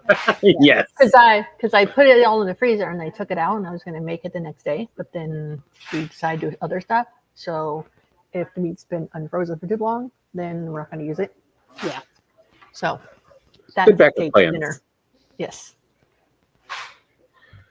I Good stuff.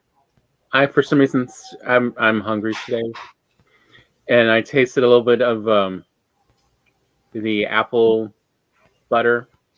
I was like, yeah, I need more of this. And I was like, what we got? And it's like, oh, we still got some cottage cheese. And like, truly, apple butter and cottage cheese is good. Mm. Yeah. More people need to try that.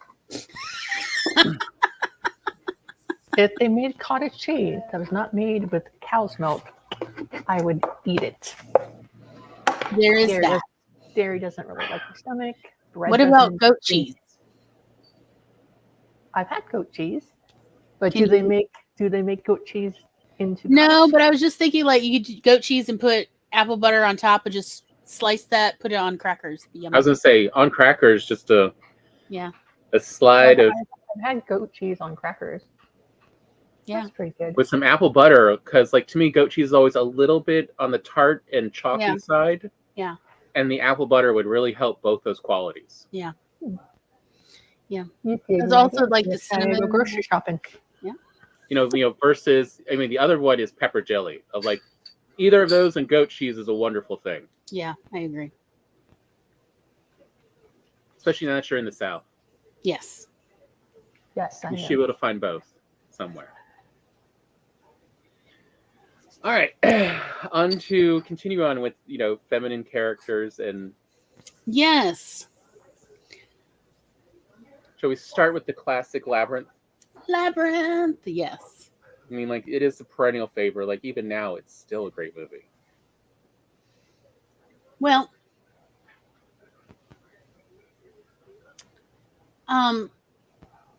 again, Sarah, the main character, does exemplify a lot of feminine traits, even though she is quite young. I used to think the character was supposed to be around 16, but it turns out the character is actually supposed to be, originally the character was supposed to be 12, but due to delays in filming, since Jennifer Connelly turned 13, they then were like, all right, fine, Sarah, the character is 13. And I'm like, okay. Because they actually wanted Sarah, the character, to be more like 11 or 12. Yeah. Originally in the movie. But because there were delays in production and Jennifer Connelly turned 13 and very much puberty hit in the between like a sledgehammer. Yes. Between when Jennifer Connelly was cast and when they started production several months later, puberty hit, and that is why she's wearing a vest to help obscure her very generous chest. Apparently just grew out of nowhere. The shirt that she's wearing under the vest is very billowy, again to obscure that OMG, she got a plenty up there when this is supposed to be a middle school child. And you're talking about the blonde-haired girl that goes into the labyrinth to go after her brother? Yeah. Or am I remembering the movie wrong? I thought she was brunette. Not blonde. Yeah, Jennifer Connelly's brunette. Okay. It's been a long time since I saw the movie. But no. Long time. The brother, Toby, is blondish, though. So you're not wrong. Okay. But Jennifer Connelly and the character Sarah has dark brown hair, long dark brown hair. Spence says, my 11-year-old niece just went off about watching and loving that movie today. Yes, it is a classic. I mean, we see so much feminine qualities about this character. Like, it doesn't, you'd have to rewrite the script to make it male. So, like, for instance, she's collaborative. She, along the way, keeps collecting friends to help her on her journey. She's expected to look after her younger brother. She's expected from the very start. And in fact, that is where the conflict comes from, is she's out here trying to live her life, you know, fantasy life. And she's late to caring for her little brother. And therein lies the conflict. And is the conflict with her father for her being late? No. The conflict is with the other female, her stepmother. Where is her mother, y'all? Actually, I could tell you because I know so much about this film. But her mother is absentee. In fact, part of the deleted scenes is, so like in the beginning of the film, when after she has the fight with her stepmom, she storms off to her room. There is this pan shot where they're like kind of panning around Sarah's room, and then they eventually get to Sarah, who's sitting in front of her vanity. They cut that, or they trimmed the scene, and in yes, I do own several copies of Labyrinth, and have like that all have special features with documentaries on them, various documentaries that have been made over time by the Henson Group. But in that scene that they trimmed off, what you missed is there's actually, you see the scrapbook that Sarah has been keeping of her biological mother's career as a stage actress. And they actually cast a woman to be her biological mother, so she looks very similar. She's tall, she has long brown hair. So we see that Sarah is modeling herself after her biological absentee mother, who's not there to take care of her, versus her stepmother with the short reddish auburn hair. And like, that's why she wants to be an actress. That's why she wants to do all this acting and this fantasy stuff, because the real breakout roles her mother has had in these newspaper reviews that we see scrapbooked are all for these fantasy characters, like where her mother's playing a princess, and I guess maybe there was a dragon or something. I don't know. It's been a little while since I literally paused the special feature documentary to try to read as much of the newspaper articles as I could. Oh, glory. So... But yeah, the conflict comes between Sarah and her stepmother, not Sarah and her biological father, who's there, even though he is present for the argument. It is a conflict about femininity, because you're a female, you're supposed to prioritize caring for young and caring for children and caring for your sibling. And instead you're off here trying to like fantasize some fantasy thing with a dog out at the pond. So you're being selfish, which again, is not socially acceptable in our culture for female characters and women in general and girls, of like, you shouldn't be selfish. You should be altruistic. You should be charitable, and you should think of others first before you think of yourself. Again, I'm not trying to advocate this. I want to make this abundantly clear. But culturally, these are certainly messages I received growing up. Mm-hmm. Is girls are not to be selfish. They are to be altruistic and think of others before they think of themselves, even though I would like to again remind everybody, your friendly little PSA here, should your plane lose pressure, oxygen masks will drop from the ceiling. Be sure to please put your mask on first and make sure it is firmly attached before you assist any other fellow passengers. There's a reason why you're supposed to put your mask on first and not help anyone else before you fix your mask. And the reason why is, there actually is a reason. The reason why is if your mask either is not on or is not properly secured before you help other people, you may pass out while you're trying to help other people. It is not going to help them if there's a full body pressing down on them, passed out. That's not going to help anybody. It is certainly not going to help you, because they can't. You're now literally pressing down on them, and they can't reach over to get your mask onto you. And that is why you need to put your mask on first. It is a metaphor for real life, ma'am. Let's all remember this. When in doubt, put your mask on first, and then go help other people. But I mean, you may be able-bodied. And we see throughout the story of Labyrinth of just how many feminine qualities there are in this, of As Spence points out, but it'd be different if she had dates. It's okay to get a man. That's all right. You can be selfish if it means getting a man. But like we see. Also, why are they trying to encourage a 12-year-old to date? That felt so creepy once I found out she was supposed to be 12. Yeah. Oh, cringe, cringe, cringe. Yeah, I spent most of my young life thinking she was supposed to be like 16, 17. Yeah. I thought that now until today. Thanks, Corey. Right. Yep. Yeah, that's how much research I have done on Labyrinth growing up. I was like, and growing up. I say growing up, y'all, I was in my 20s and 30s. So, but yeah, just to like let you know, the character is supposed to be somewhere between 12 and 13, and that is in fact how it was written. It was written for really 11 to 12-year-old, and when they couldn't find an 11-year-old to cast, they then cast Jennifer Connelly, who was 12 at the time, but due to production delays, she turned 13 right before they started production. Right before they started filming. So, yeah, it's kind of a awkward, creepy conversation, but okay. Like, I guess it's okay in their mind for 13-year-olds to date, but I'm like, what's going on at home, Jim? Yeah.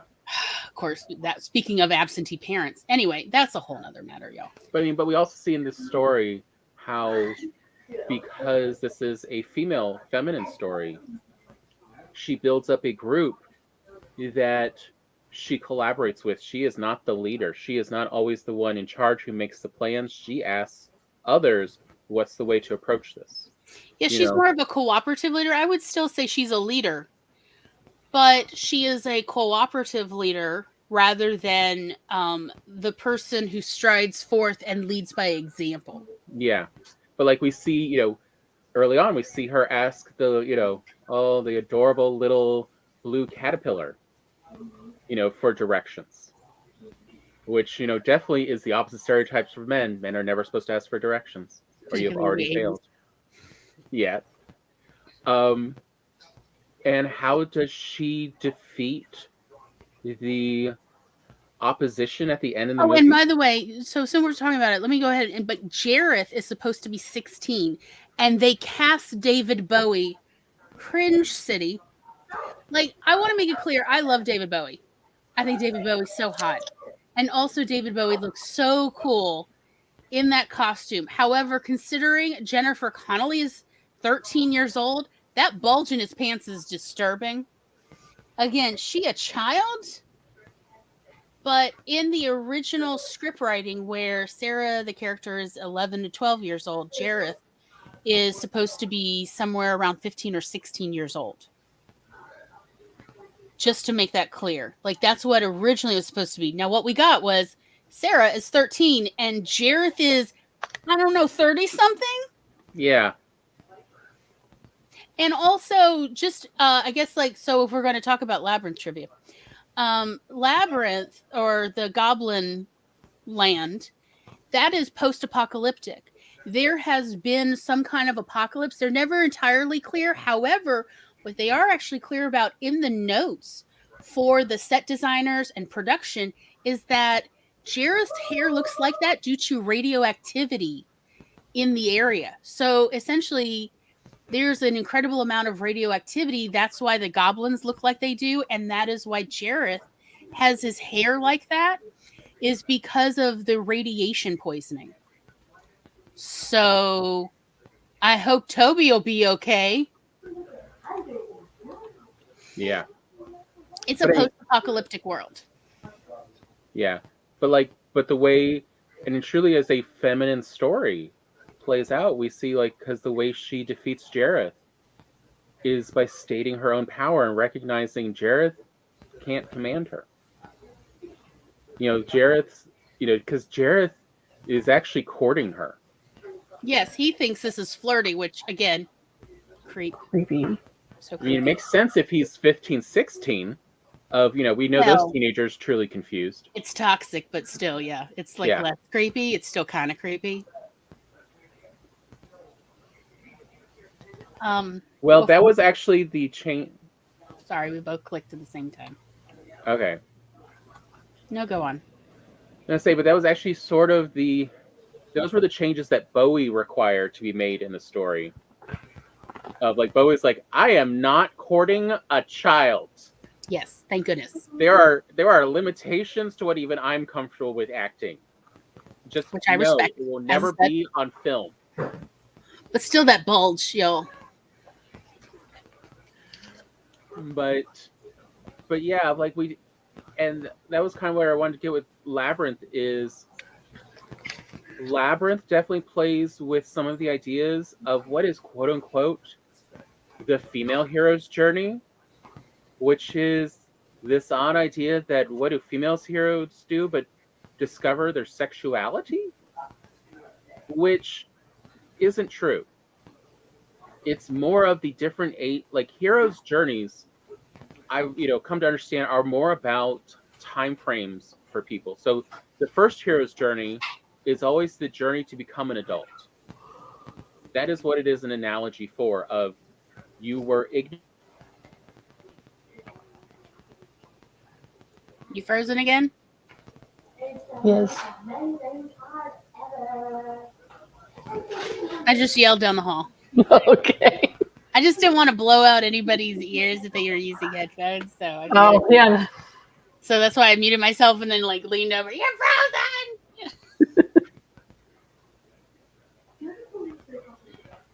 He's yelling, "Come on!" to his computer. I could hear him from down the hall.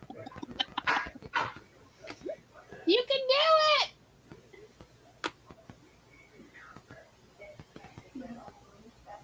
So, okay, so to continue on, it's called the heroine's journey, or sometimes the female hero's journey. We lost him. Don't worry, he'll be back. So there's a lot of different versions, and I want to make this clear. I believe the female hero's journey started making the rounds in anthropology and sociology coursework in the 70s and 80s. And the one that was making the rounds back then was really about this discovery of sexuality. And I'm like, what does that have to do with being female? Like, all young people kind of explore their sexuality or, their crotch. After they, preferably after they become adults, but, as they're growing up. He's back. There we go. Go on. But yeah, So- I heard the part you're saying but yeah, the second part, once you're responsible for yourself, is you now got these hormones telling you to do things. And that's sort of the second hero's journey, is how to not be controlled by your hormones and emotions that have now been turned up to 11. It's not just women, it's men too, it's everyone. Except for some ace people and envies. But most people are not so lucky. And then, really the journey after that is the hero's journey of creating the next generation, of being responsible for others and letting them have, preparing them to succeed as a hero for themselves. There are multiple heroes' journeys. But truly, the whole concept of the female hero's journey is just truly why have you gendered this? This is oddly gendered when this does not need to be gendered. Well, I'm finding they have been updating it to take out that whole sexuality thing, which I just think is so strange. Thankfully, there are new diagrams available if you Google heroine's journey. That do not have to do with exploring one's sexuality.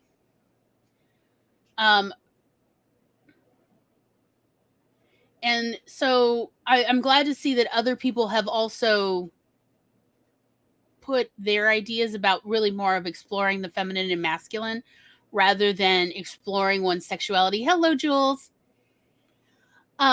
So hopefully, if you Google or research the heroine's journey, you will come across these more egalitarian, updated ones that are not about sexual awakening, but instead are again about why is this journey, the heroine's journey, an exploration of gender roles? because What it's still objectifying. That is, it is. it is this women are objects mentality that we're still fighting as a society. But yeah, like that's a lot of like of truly. I mean, the Labyrinth is a child's hero's journey, but we're just starting to see gendered roles because of her puberty. Yeah, the gendered approach to it, which again I do not have any objections to. Because you know what? Yeah, girls get a different Girls puberty get treated experience than differently. boys. And if you've ever been a girl, you know what that's like. But if you've ever been a little boy, you know what that's like to be treated differently based on your gender identification or gender assignment by others. Hello, Charlie. Become modern culture defines woman as man. Yes. But So, go on. Jinx, someone needs to buy me a Coke. Yeah, the only other thing really I would bring up about Labyrinth that I thought was really interesting about the female hero's journey we see in this story versus the male is what was it? Rupert and Sir Didymus? Which truly I wonder about that name some days. No, it is definitely like I checked. It's spelled that way. It's Didymus as in the vas deferens, Yeah, so what connects balls? But of where essentially we see this, they do bring up but heroes are supposed to be male and they are supposed to take the lead. And that's not how the story works. I did like that in the Labyrinth they used the classic hero's journey tropes characters to come in, and how that is not where success is found. Right. This story, the lead character is a woman, a girl. Yeah, girl, and it must be solved in the way she can achieve. I like that at the end, she's like, I have to do this alone. And they're like, but why, my lady? Says Sir Didymus. And she's like, because that is the way it is done. And he's like, well, if that is the way it is done, then that is the way you must do it. But should you need us, just call. And so then she goes off to, essentially the boss league. Hello, I know you couldn't say that. To fight this, essentially the masculine expectation of Sarah's submission. And that is actually why I like Labyrinth, and I've always liked Labyrinth, is Sarah says no to be objectified. That is her journey, is to go from being objectified, as in her father and her stepmother objectify her. They have this expectation that she is free child labor without even consulting with her. She doesn't really get a fully autonomous say in whether she's babysitting any given weekend or not. She's assumed to be babysitting unless she clears her plans with her parents. And here she is on this journey, and the final boss fight is for her to say, I will not be objectified. You have no power over me. And Jared just falls apart. The whole world falls into an M.C. Escher painting. And the interesting thing is, if you get into the Labyrinth expanded universe, it's the one thing that he could never say. Is that you have no power over me? Yeah. Jareth was also tricked into the role that he has as Goblin King. And this is what you learn is his flaw. If you look at the way he tries to pander to her, I will be your servant. I will be your willing slave. Like his entire being is oddly codependently subservient, and that is the great flaw that he's after. I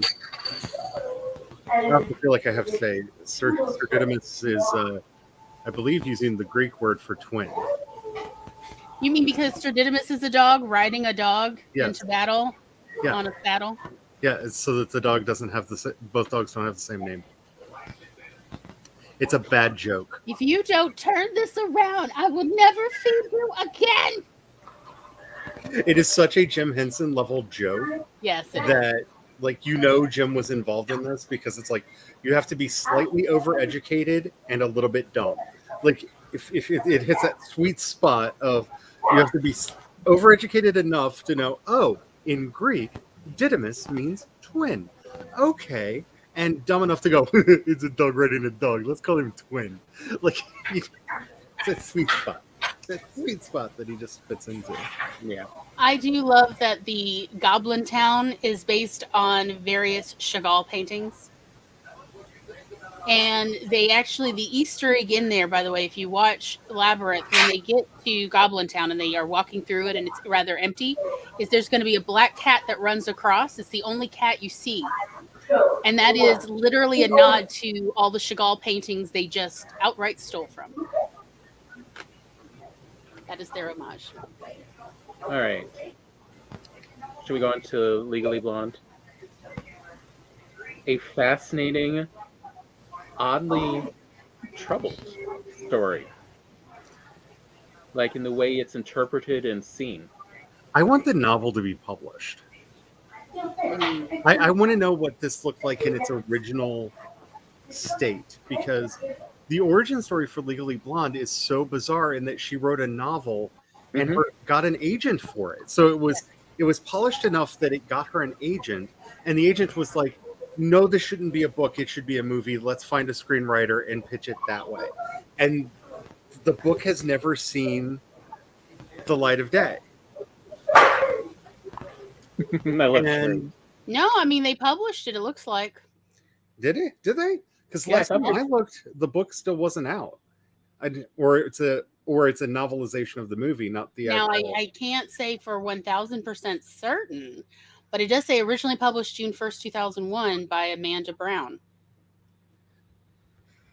So, in theory, can I go with in theory? We can do everything in theory. That's the wonderful thing about theory. So Unless you're a certain theory, YouTuber who I won't at least name, someone's Yeah. got an original publication of it. Yeah, it says that it's the story the book that inspired the movie. Okay, so not a novelization. Yeah. So I'm wondering if it was just really not put forward, because No, I it looked wasn't. for it several times It was and was barely not able to published. find it anywhere. Because it shocked me that even the great Lord and Master, who I say nothing but kind words about, please don't take my pennies away, Amazon, did not have it. They've got it now. I need my pennies, Jeff. Please let me have my pennies.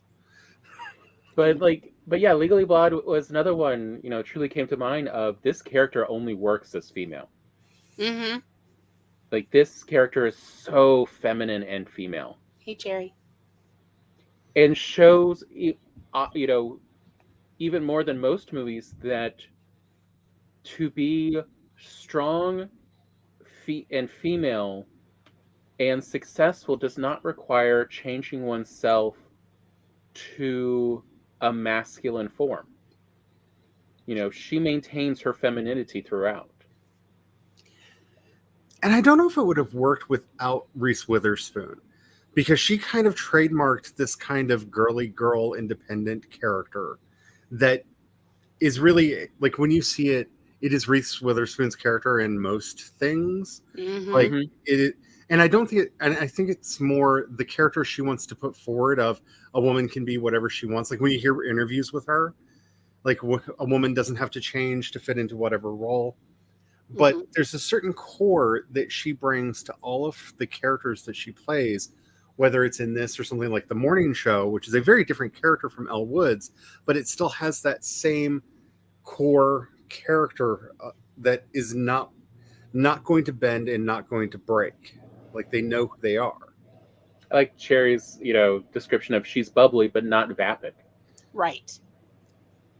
But I mean, yeah, Reese Witherspoon definitely has sort of the some similar qualities that we were looking for in this discussion as Gina Davis. Mm-hmm. Yes. Where her characters are all female characters.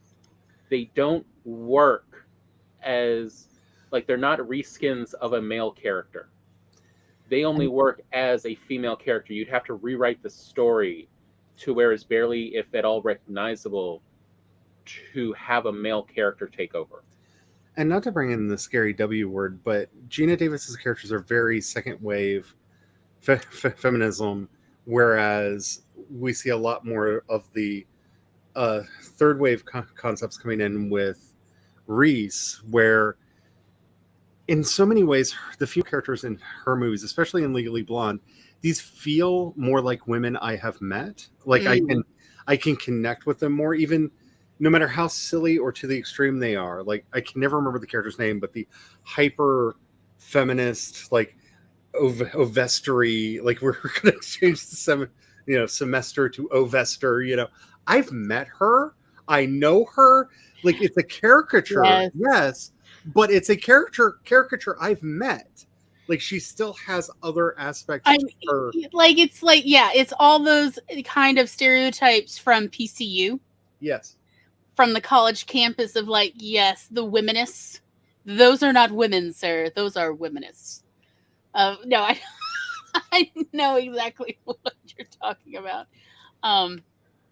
Although, in Gina Davis's defense, the Gina Davis Institute is very transpositive, and that all women are all women, and no questions asked.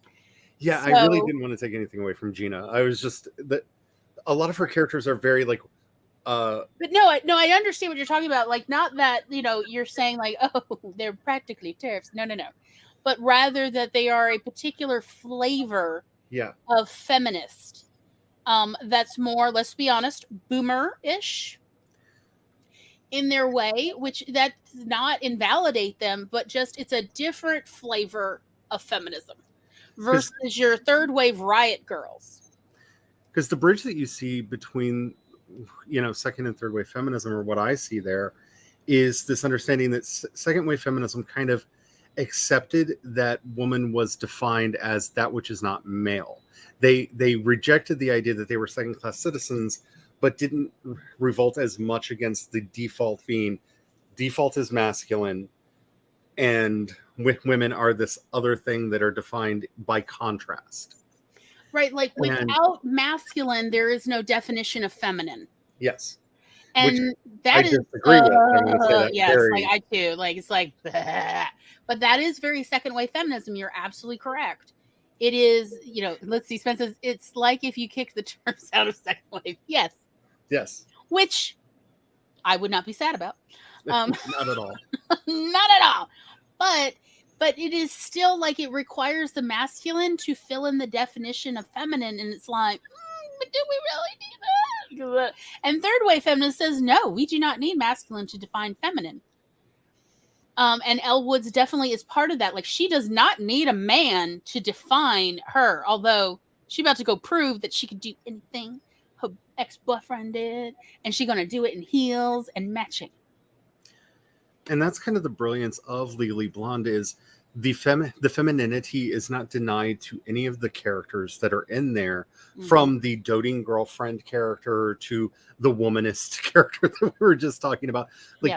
There's no point made in the movie to say, no, you're not doing woman right. You're not. Or the aerobics instructor, no, you can be a Taibo boxer and still be absolutely feminine, no questions asked. Or the pantsuit wearing quote unquote competition that stole her boyfriend. Yep. The brunette.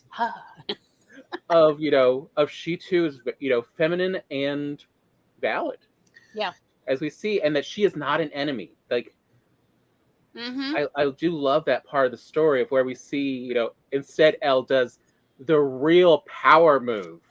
Yes. Is there more of a power move than befriending and taking her, his girlfriend his under fiance. her wing and goes, honey, you don't need a man to do better. No, she took his fiance away, befriended, and just took her wholesale. Cherry says, I like Legally Blonde and Clueless because they never wavered from their femininity and there is no casual down plot. Also, the female rivalry to female friendship storyline. Yes, exactly.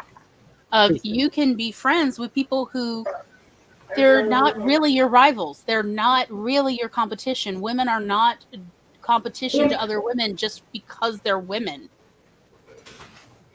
Legally Blonde also does a really good job of doing a let's stand against the patriarchy story without people realizing that that's what they're watching.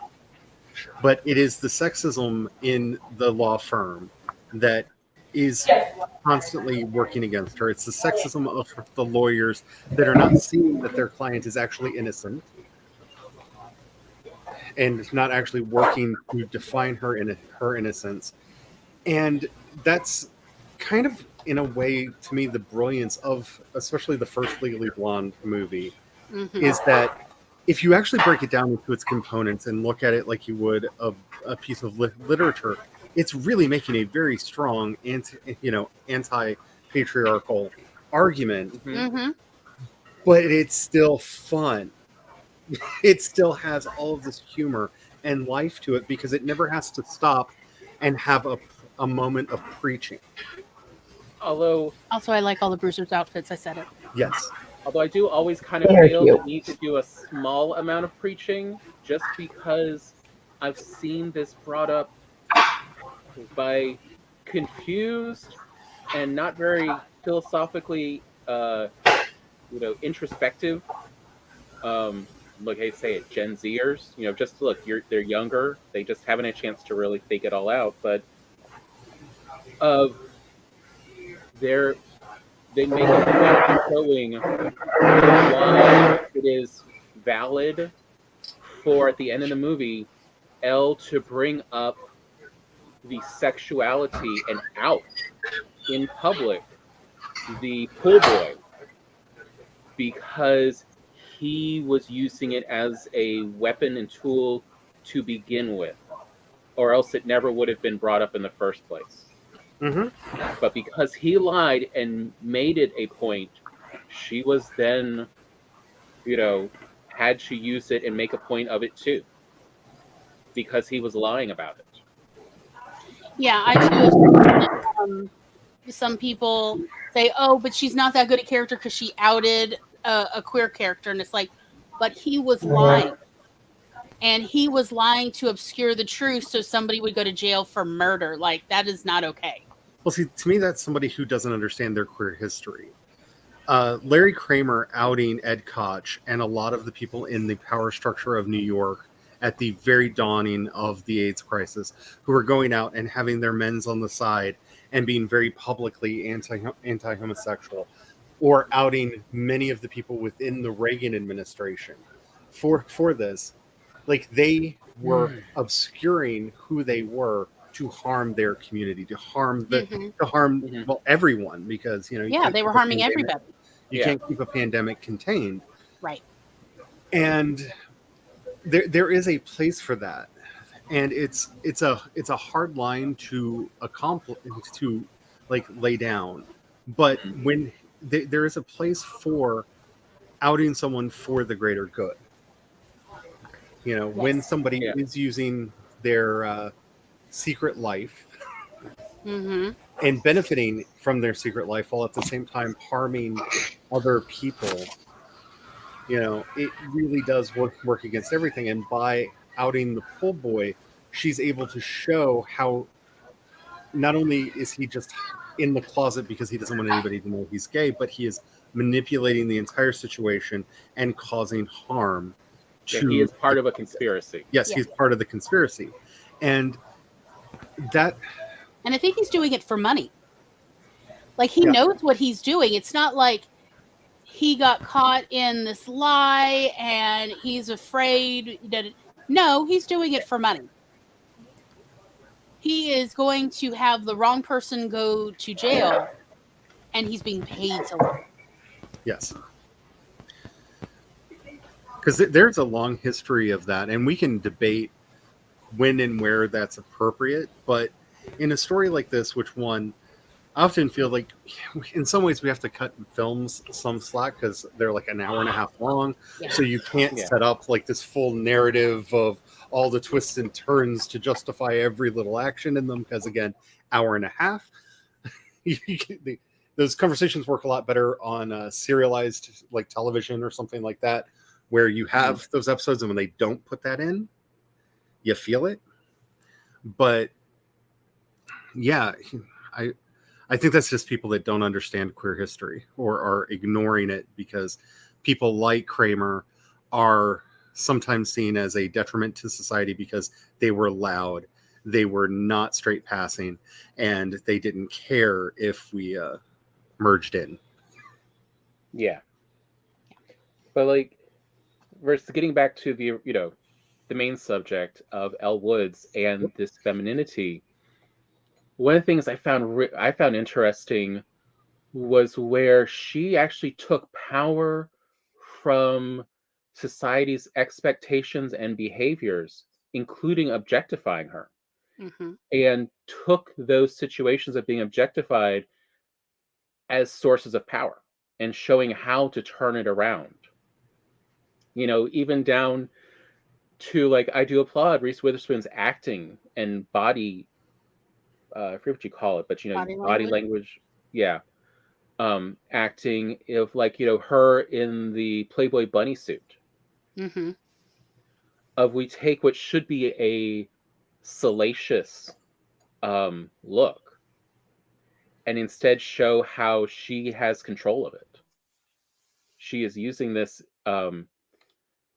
with purpose, and that it's not like, oh no, you've seen my body, you've seen my body shape, I am so embarrassed. It's, no, I did this on purpose. I know what I look like. I look good.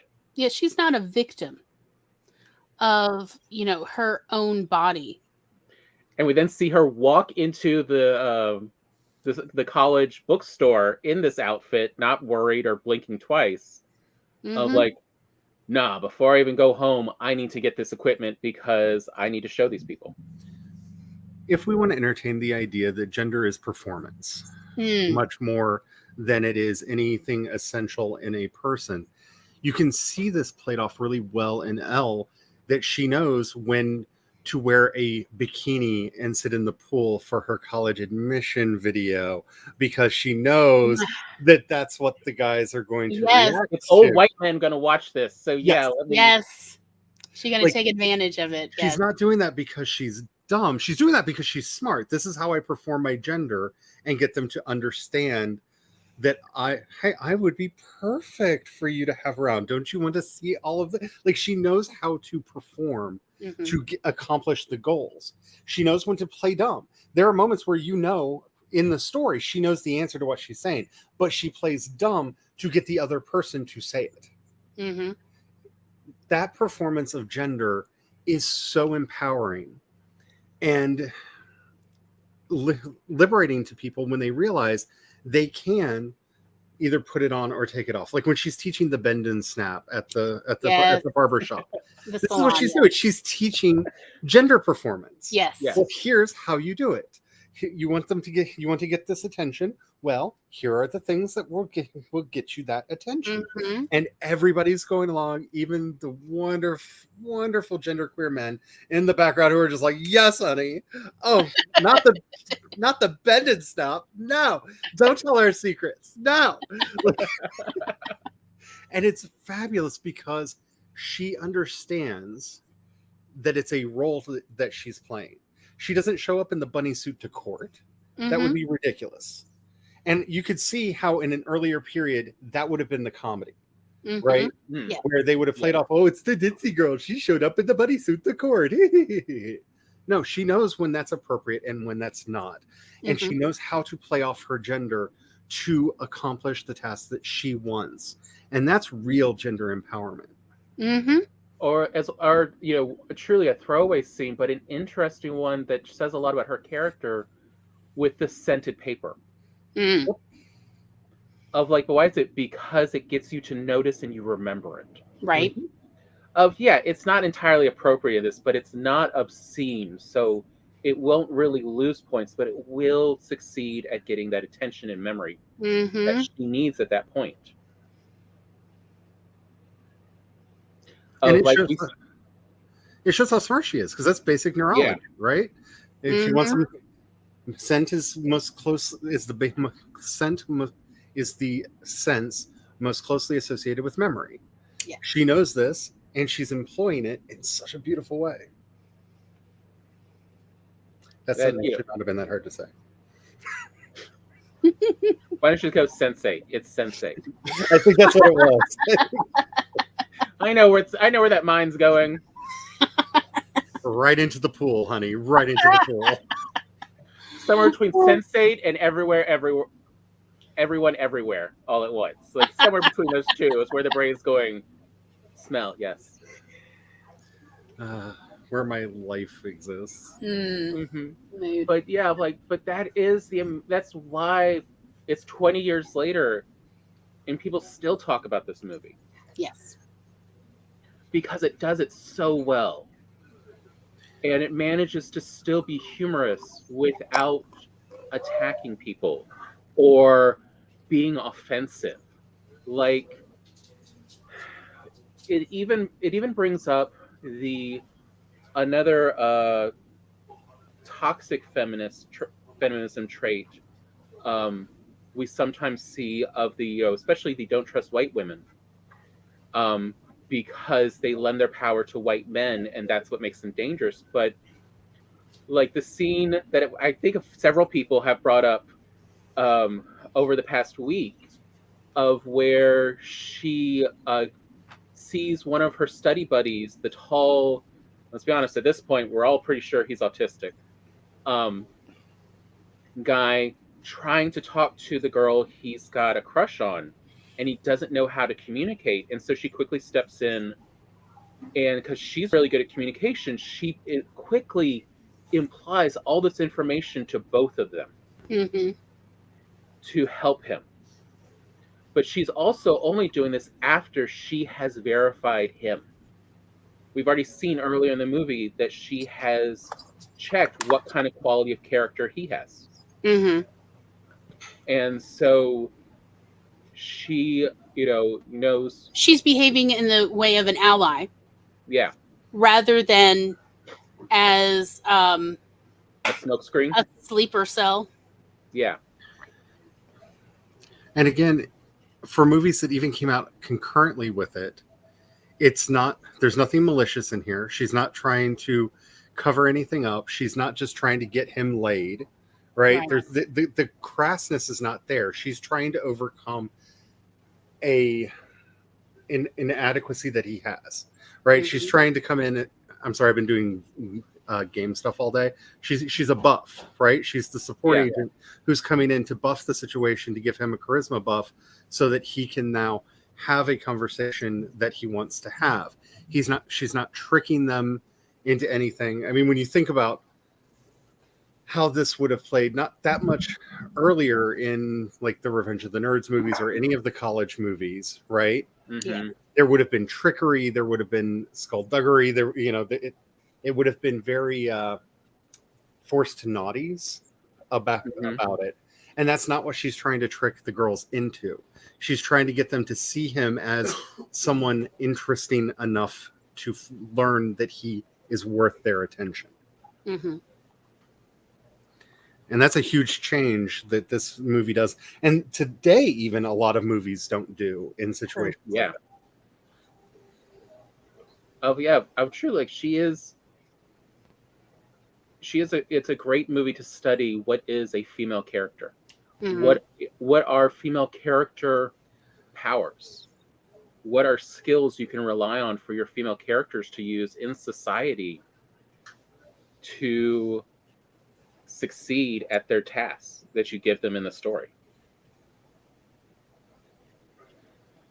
Because really, there aren't a lot. It is amazing what you could get done when you act dumb. I've learned this now in my own life. Yes. And yes, my male manager at the library system was like, I'm going to teach you how to act dumb. Because you need to be using this as a weapon. And he was absolutely right. And then I wielded it against all sorts of menaces. He was absolutely right. But he's like, you can get away with it. You need to use this for your advantage. You need to defend yourself by just acting dumb some of the time. And my God, it really does work because people just absolutely want to believe women don't know crap. I mean, you want to see this in action? Anything with Dolly Parton. That woman is like a brilliant, like study. literally so smart, and people just want to think, oh, she don't know her butt from a hole in the ground. It's like, Dolly Parton. I mean, it's like, you know, truly, like, they're like, but look at her chest, listen to her talk. Oh can't yeah, know that between much. the chest and the southern accent. Oh, they're so, and the blonde hair, they're so sure she hadn't got 2 brain cells to rub together. Takes a lot of money to look that trashy. It does. It takes a lot of work. But, not to keep harping on how this really changes the discussion around gender, but you look back to more of the second wave discussion of the same issue in something like My Big Fat Greek Wedding, where her mother sits her down and says, the man is the head, but the woman is the neck. Mm-hmm. Yes. She can turn that head wherever she wants. Mm-hmm. There's in that description, there's still that juxtaposition of man is of course on top. Mm-hmm. Of course men are superior, but we can be tricky and manipulative. Whereas when we see Elle in this world, she again is not being tricky. She's not being manipulative. No. She's not falling into those negative tropes Right. of femininity that all have really mostly racist names. Yes. Which where there is sexism, the other one is not far behind. Truly, those two, they're racism and sexism married. Capitalism cannot exist without both. Mm-hmm. Yeah. I mean, Justin Sledge just put out a video today about the 16th century witch hunting manual that King James I had published, and spent a large part of that showing the connections between the anti-woman and anti-Semitic and other racist tropes that were all woven together in there to ensure power. And so that's very fresh in my mind. Very good video if that's something you're interested in. Mm-hmm. But look, I just always love whenever you see political text, and really King James Version of the Bible and just the Witch Hammer and all those are political texts. Yep. But I love how whenever you see political texts that are always against other genders or races, it's because this person was so far away from that they're just like, no, everything about that is like King James. King James was so far on the gay side. Oh yeah. Sexuality and romance and everything of like, I'm surprised we don't have reports of him. The audacity of this man. I'm surprised we don't have reports of this man throwing up at the sight of women. Like, just like, oh, some of the actual documented behaviors of him, like at meetings. Mm-hmm. But the same goes for Paul in the Bible. Mm-hmm. Yeah. But we actually do have reports of him literally being nauseated by the sight of women and having them dressed as men, because just even telling they were women made him sick. How very Greek. Anyway, how very Spartan. How Hellenistic plot can you get? I wondered if we were going to get around to that. Of course. You have to. But I think it's interesting that we struggle to talk about gender roles without bringing up religion and politics, because they are all intertwined. And it seems strange to me, like, why does gender need to have anything to do with religion? It really doesn't. Faith and spiritual belief, and even like, I know Charlie's going to, get me for this one, but, the simple dogma of religion does not require gender to be involved, and yet is like, yeah, I'll take that add-on. Okay, thanks so much. Yes, delicious. I would like some gender roles added to my religion. Thank you so much. And not to harp on that Justin Sledge video from today on Esoterica, but I love that he spent the beginning of this thing talking about this book, Demonology, talking about how basically King James needed a woman really, really bad because they were trying to illegitimate him in the eyes of the people. So he tried to marry a woman who refused to get on a boat and come visit him, and nobody could talk her into getting on the boat. So to try to make it okay, they sent a letter across the North Sea that said, "We're sorry, witches cursed the boat. If she gets on the boat, the winds blow in the opposite direction and keep blowing her back to harbor. We don't know. I'm sorry. But she can't come visit you. She can't actually come to Scotland. because the witches cursed just her boat.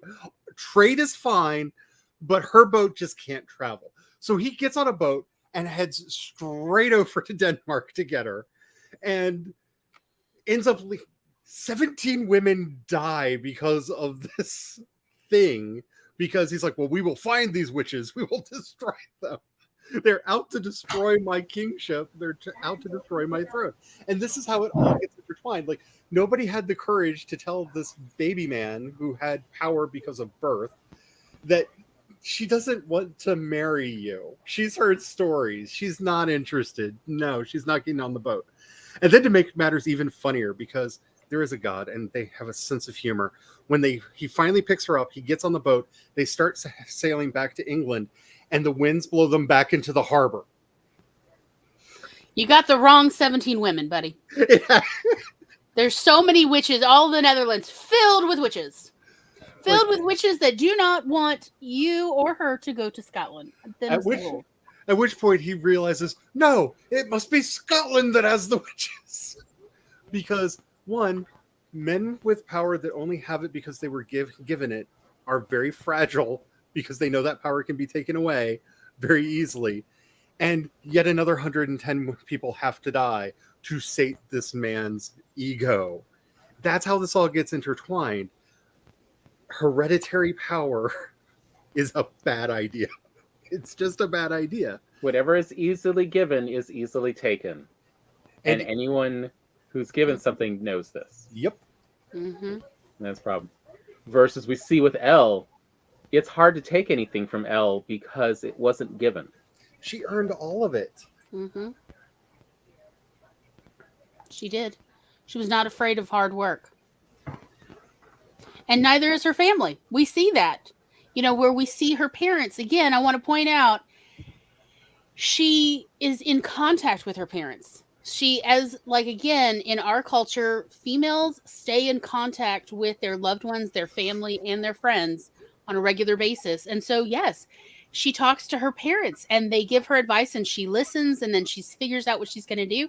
But she is in consultation with her family, as that is part of the traits of femininity in our culture.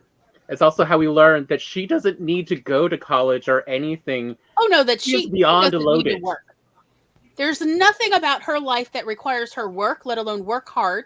She chooses to work hard because she enjoys the effort. She enjoys earning things for herself. I mean, it helps to be stinking rich. Let's be honest. I also feel like it's important to point out that not only does she not need the money, but she didn't go to college to get a man. She went to college because she was outraged that she was not good enough. Oh, no, I'm not smart enough for this. Oh, I can't go to college. And it's like the typical, you got told you can't do something. Well, I'm going to show you I can do it. Yeah. Mm-hmm. Yeah. And it's beautiful because that wonderful light of, it's like she just woke up one day and decided to go to law school. Yes. I mean, that is doesn't everybody what was it? What? It's hard to go to Harvard Law? Oh, yeah. When they're in the hallway. That's funny. Yeah. What? It's hard? Doesn't everybody go to Harvard Law if they want to?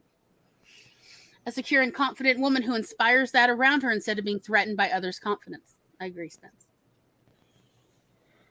I mean, and we see that even in the sequel of where she knows how to inspire. She knows how to work a team, and she doesn't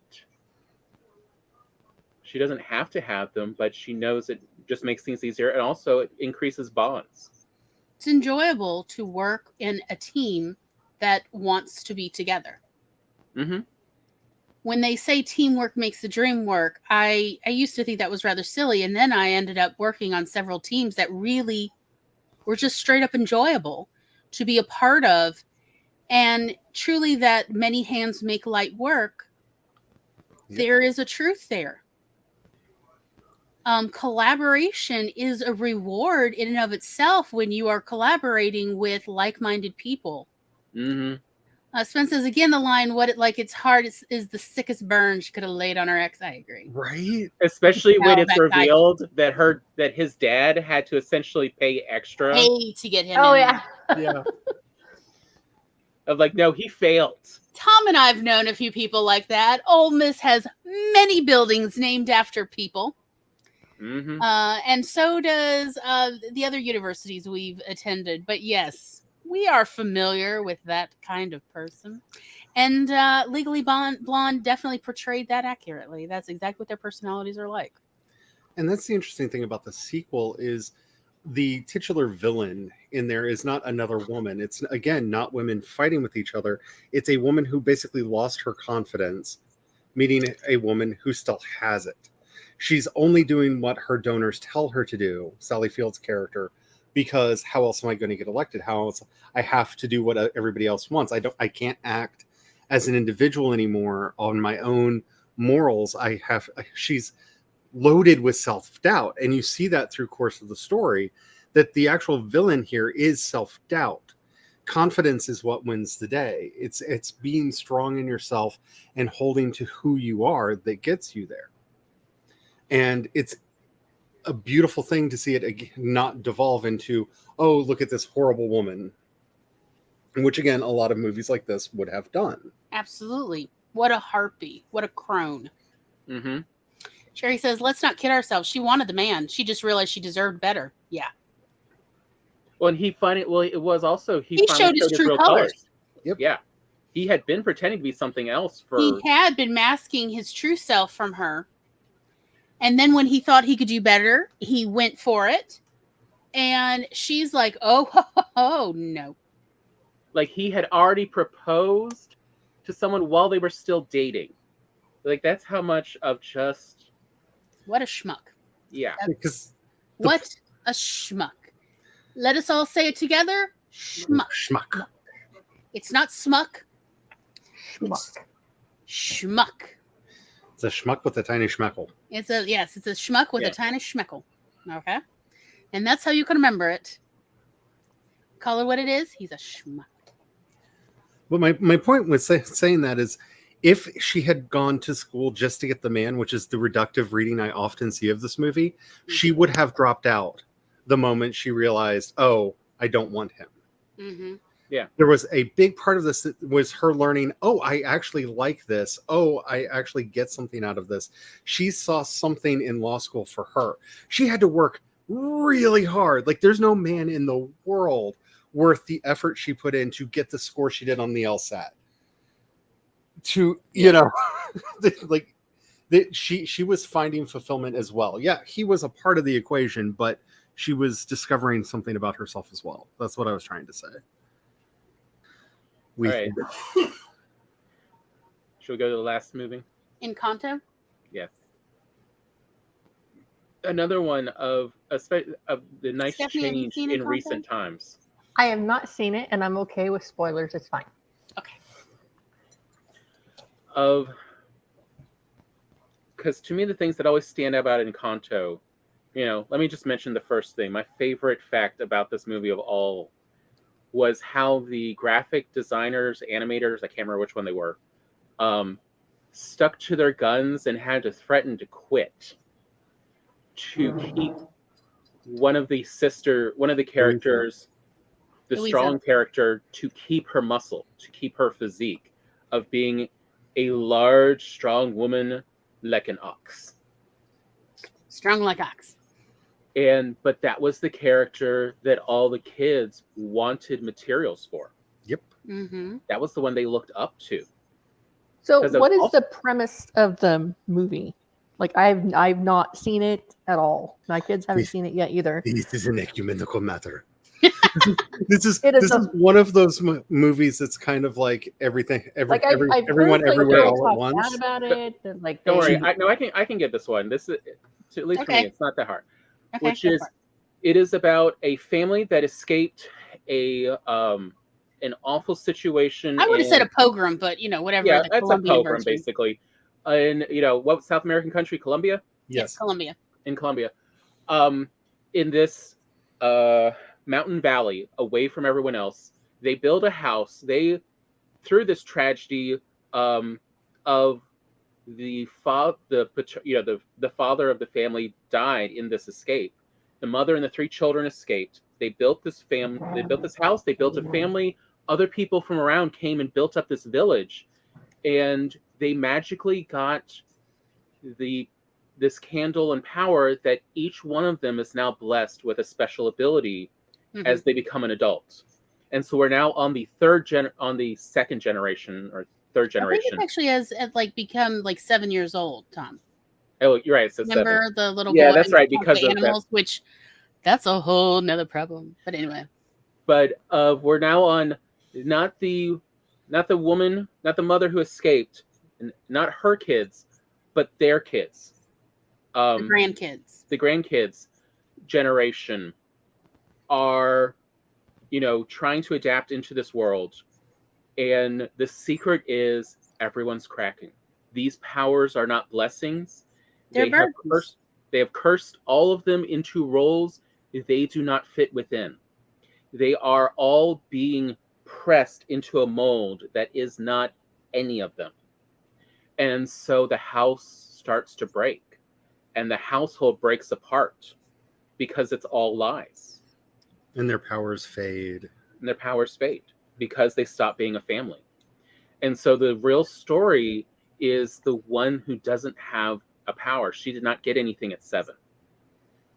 But The house did not give her a power or her own room. Unlike everybody else has their own room and they have their own power. And their room is special to them. It has their magical abilities in there. It is very much Doctor Who. Each room is bigger on the inside. Yep. Yes. Okay. But she doesn't. And it's like, and everyone else considers it a tragedy that she doesn't. But she loves everyone. She is a team member. She helps everyone. She builds up everyone. She supports everyone. And listens to everyone. And so it is actually her, through this ability to listen and learn and understand and collaborate, who helps essentially restore the family. Yep. Restore the house, restore the village. By being, a teenage girl. Yeah, like really. Her power is being a teenage girl and being that one to not go, well, it's always been this way. It should always like, but why is it this way? Yeah, she asked why. She asked, are you sure? Is this what you want? So Louisa, who is her power is super strength. Okay. And I absolutely love, you can see, I think Disney actually posted nearly all the songs to YouTube. Yes. Yeah. So you can see the scene that song is in. And I would like to encourage you to watch Louisa's song with the donkeys. So cute. So good. I swear those donkeys break out just like to give Louisa something to do every morning as like a little time away from everyone else, But Louisa is so strong, but Louisa finds this burdensome. But she feels that she also can't talk about how, like, this is too much pressure. This is so much pressure for her to perform all the time, for her to always be doing the strong stuff. That she's like, do I ever get to be soft or weak? Do I ever just get to be fragile? No, I have to always be strong. And it's a lot of pressure, and she's afraid she's going to break. And the only person, apparently, it would seem that she feels she can confess this to is Mirabelle, who is, the lead. She's the main character in Encanto. And that's the one that all the kids went, I want that. Yeah. I want Louisa. Like, Disney wanted Louisa to not be bulky, muscular, the character. They wanted her to be, like, just look like a regular lithe woman. And many people in the cultural trust, as well as many animators, were like, no, she should have her bulk. And the actress who does the voice for Louisa was also like, no, she should be strong. She should be big and bulky and strong. And really fought for this. So that is what all the kids wanted. And because Disney did not print enough toys of Louisa. At all. Because they just assumed nobody's going to. Yeah, because again, this gender bias of like, well, but Louisa is a big, strong, bulky female. They won't want that. They want like pretty little princesses. Which hence so they printed off way too much of Isabel, the perfect sister who creates flowers and is gorgeous, never looks bad. And I love that I love that Isabel's lesson is that it's okay to be messy. Yep. Mm-hmm. Like that to me is one of the most important messages I've ever seen in a Disney movie. Like, yes, Louisa's message is so important as well, but we don't let people since we created the idea of childhood, we have perpetuated the myth that adults know what's going on and that everything will be better once you're an adult. You will have all of the answers. Wisdom will magically fall down on you from the heavens. Your life will no longer be messy. And if your life is messy, that's because you did something wrong. You just need to grow up. And you can see this mirrored in like the Jordan Petersons and that whole self-help realm where, if your life's not perfect, you just need to grow up. Just grow up. And that's not how life works. Life is messy. Life has its sharp edges. It has its issues. And to have a character whose entire character arc is just learning to accept it can be messy. Yes, that's fine. Isabel gets the short end of the stick narratively, in my opinion. I agree. I love that Isabella, what she's really learning is to make cactus and other, intrusive, Vegetation. less pretty plants that she's just making all sorts of weird stuff. And I love that.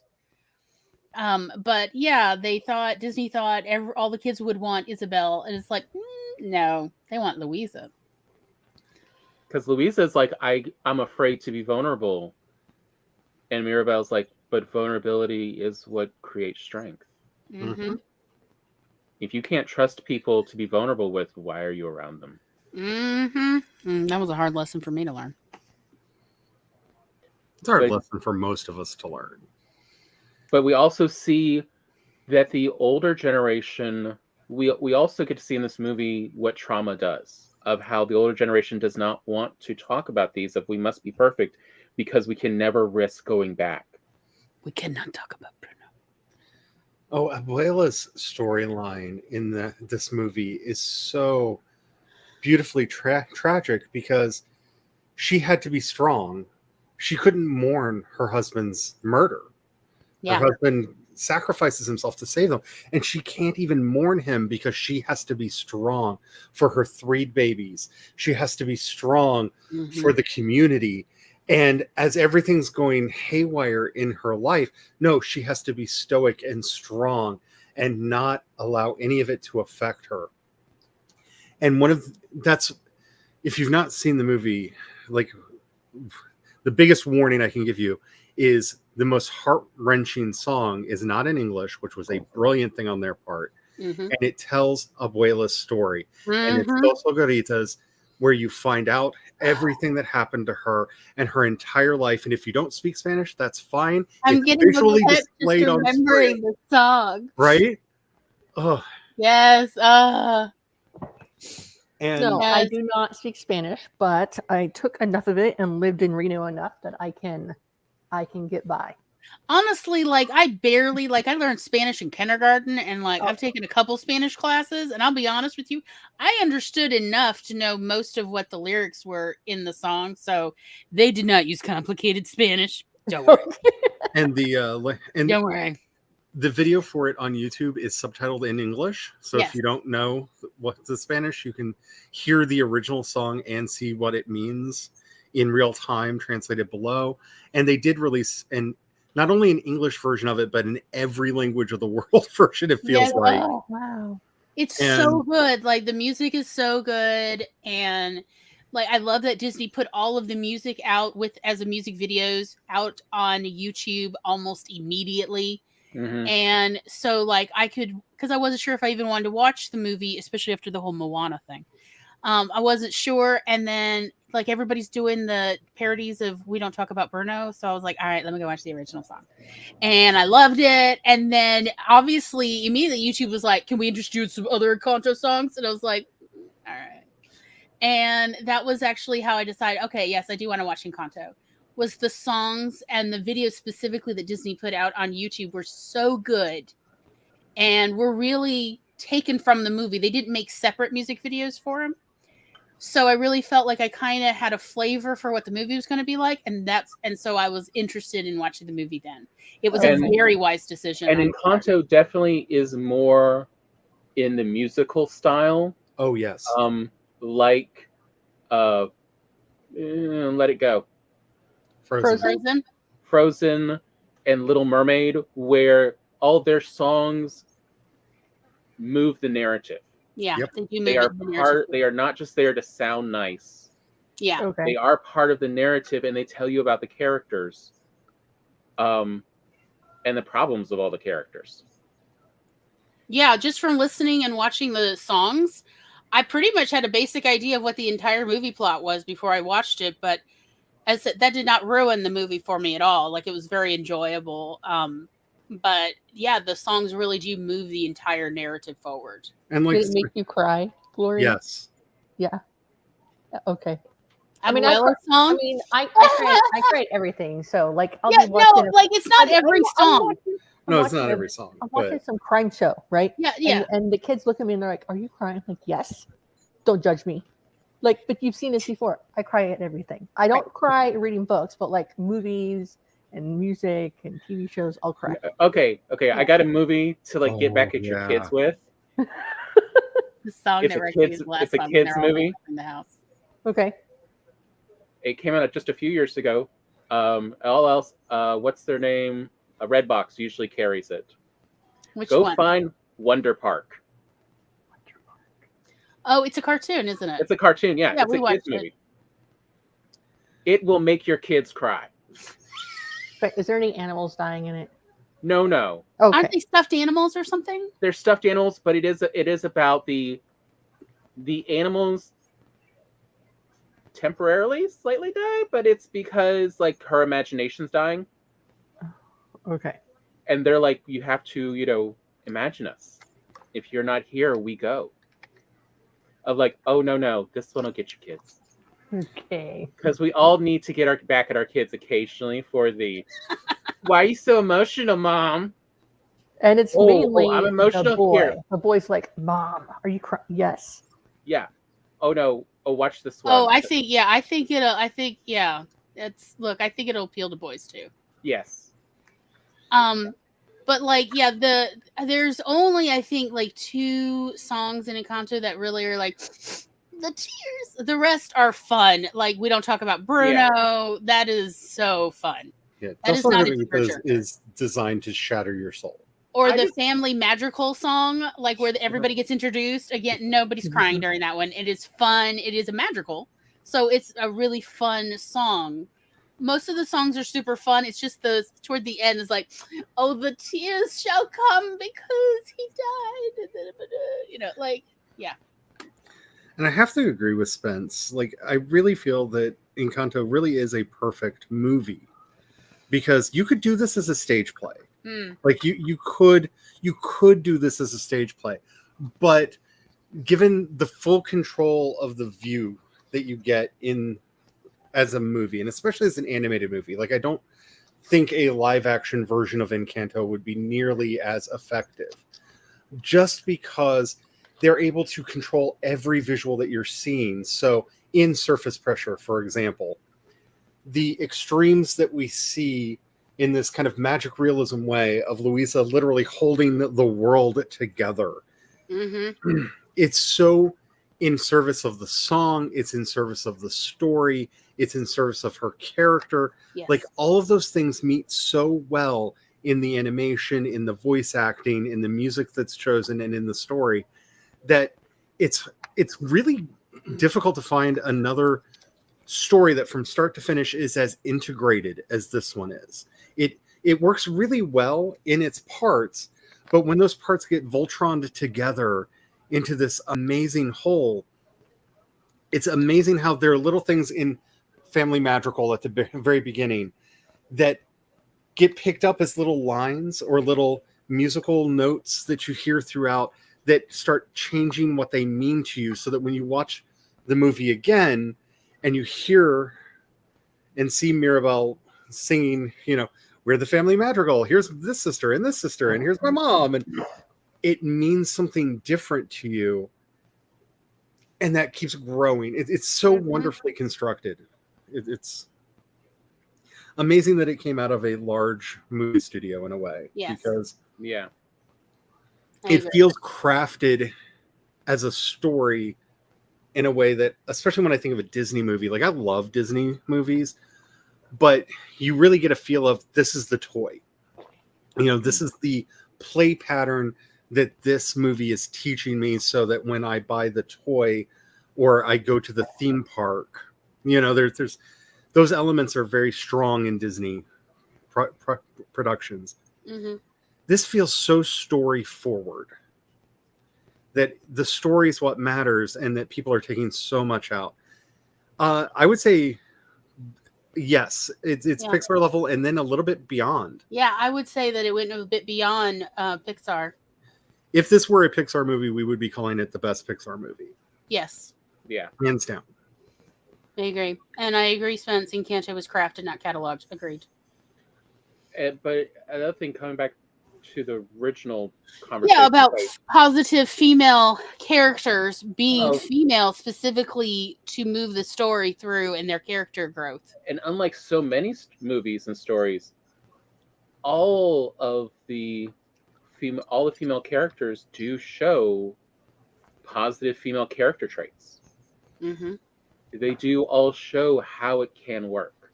They also show, foibles, and mistakes and problems and difficulties and occasional toxic thinking. For the conflict, by the end, though, we do see it all resolve of the positivity wins out. The positive form of femininity is what leads to success here. Mm-hmm. On my first watch of Encanto, I was so worried that Abuela was going to be the Wicked Witch. Yes. That Yeah. somehow she was the villain. She That- really, well, physically, the way they animated her had so They much in did. common Mhm. with, I can't remember the name of the character, but Lady and the Tramp, I I was believe. thinking the exact Yes. same. The woman who had the The cat. one who had the Siamese cats. Yes. Yes. Yeah. Isn't that like the aunt Yes. of Darling? I believe Yeah. so. I Yeah, think it was that's his his aunt. sister. Yeah. Yeah. They animated her so similarly especially at the beginning, Yes. that it's a valid concern. Yes. But it does look like but then they use that to show the foibles of this is a facade. This is a mask she had to put on to, keep To the world survive. moving. Yeah. And to raise her children. And to cope with trauma, because so much of what You know- this movie is about is how to cope with generational trauma, Mhm. and how that is played out through all of the women of this family, because it is primarily they're the boy characters we don't spend that much time with at all. The Bruno plotline it's there, and I really like it because it shows the heart of the issue in his storyline, that people think that he's causing the things he's predicting, just like Isabel thinks that if she doesn't bring beauty, the world will just become this ugly wasteland. Just like Louisa thinks if she doesn't hold everything together, everything will just literally crumble apart to dust. It works well, but I don't know how to say. I'm Encanto's beautiful because it makes me fall just stunned in silence before some of the way that it works. But seeing how that trauma forges them into the family that they are, and how they learn to take who they are and become who they need to be. And also, there are no villains so much as there is misunderstanding. Mhm. For And such a magical story, it's I so mean- grounded. The men on horseback were villains. Yes. yes, but we do not see Murder. them, later on in this. We do not see them at any point. Well, we actually still see their thumbprint in all the trauma. yeah, yeah. we see their Like, we do not need them present for their villainy to be affecting this family decades later. But I just mean the part of none of the family or the villagers are needed to be a villain to keep this story active and show the difficulties. We were talking about, because like the activity part is healing takes all of this going on. All of this must happen, including truth. Truth people do not want to be aired. All of this is required to actively heal. And that is the feminism at the heart of the story. Mm-hmm. Because the overly stereotypical patriarchal masculine story is the hero is the one who destroys the dragon, that defeats the villain, who kills something, who murders something, who breaks something, who tears something down. And this story is so much about, no, the hero can be the one who builds. Abuela is the hero for bringing the community together in their darkest hour, in her darkest hour. Mm-hmm. Mirabelle is the hero of the story in that when the family is disheartened, she still has enough heart left that she can hold them together at least a little bit until that wonderful moment when the village arrives. That it's through building we can be heroic, through making something new, that every generation does bring something new, and that's what needed to happen. They needed to let go of the old way of being and embrace this newness, this new life that they could have thanks to all the blessings that they were given. Mm-hmm. I mean, because like another part of the story is that everyone in this family, one of their greatest fears is that if they don't have these powers, their community will still abandon them. And they can't even voice this. That in order for them to be valid, they must be used. In order for them to be worthwhile and to like have a place, they have to be useful rather than they have inherent value in existing. Isn't that what society tells all women? Yes. I know I certainly deal with this dragon all the time. Even within my own family, I have not defeated that negative tape yet. But I mean, when the village arrives is when I lose my shit. Yes. Yeah. But I mean, but that is what, capitalism, and before that, feudalism. Whatever you call nobility, royalties, feudalism. Monarchy.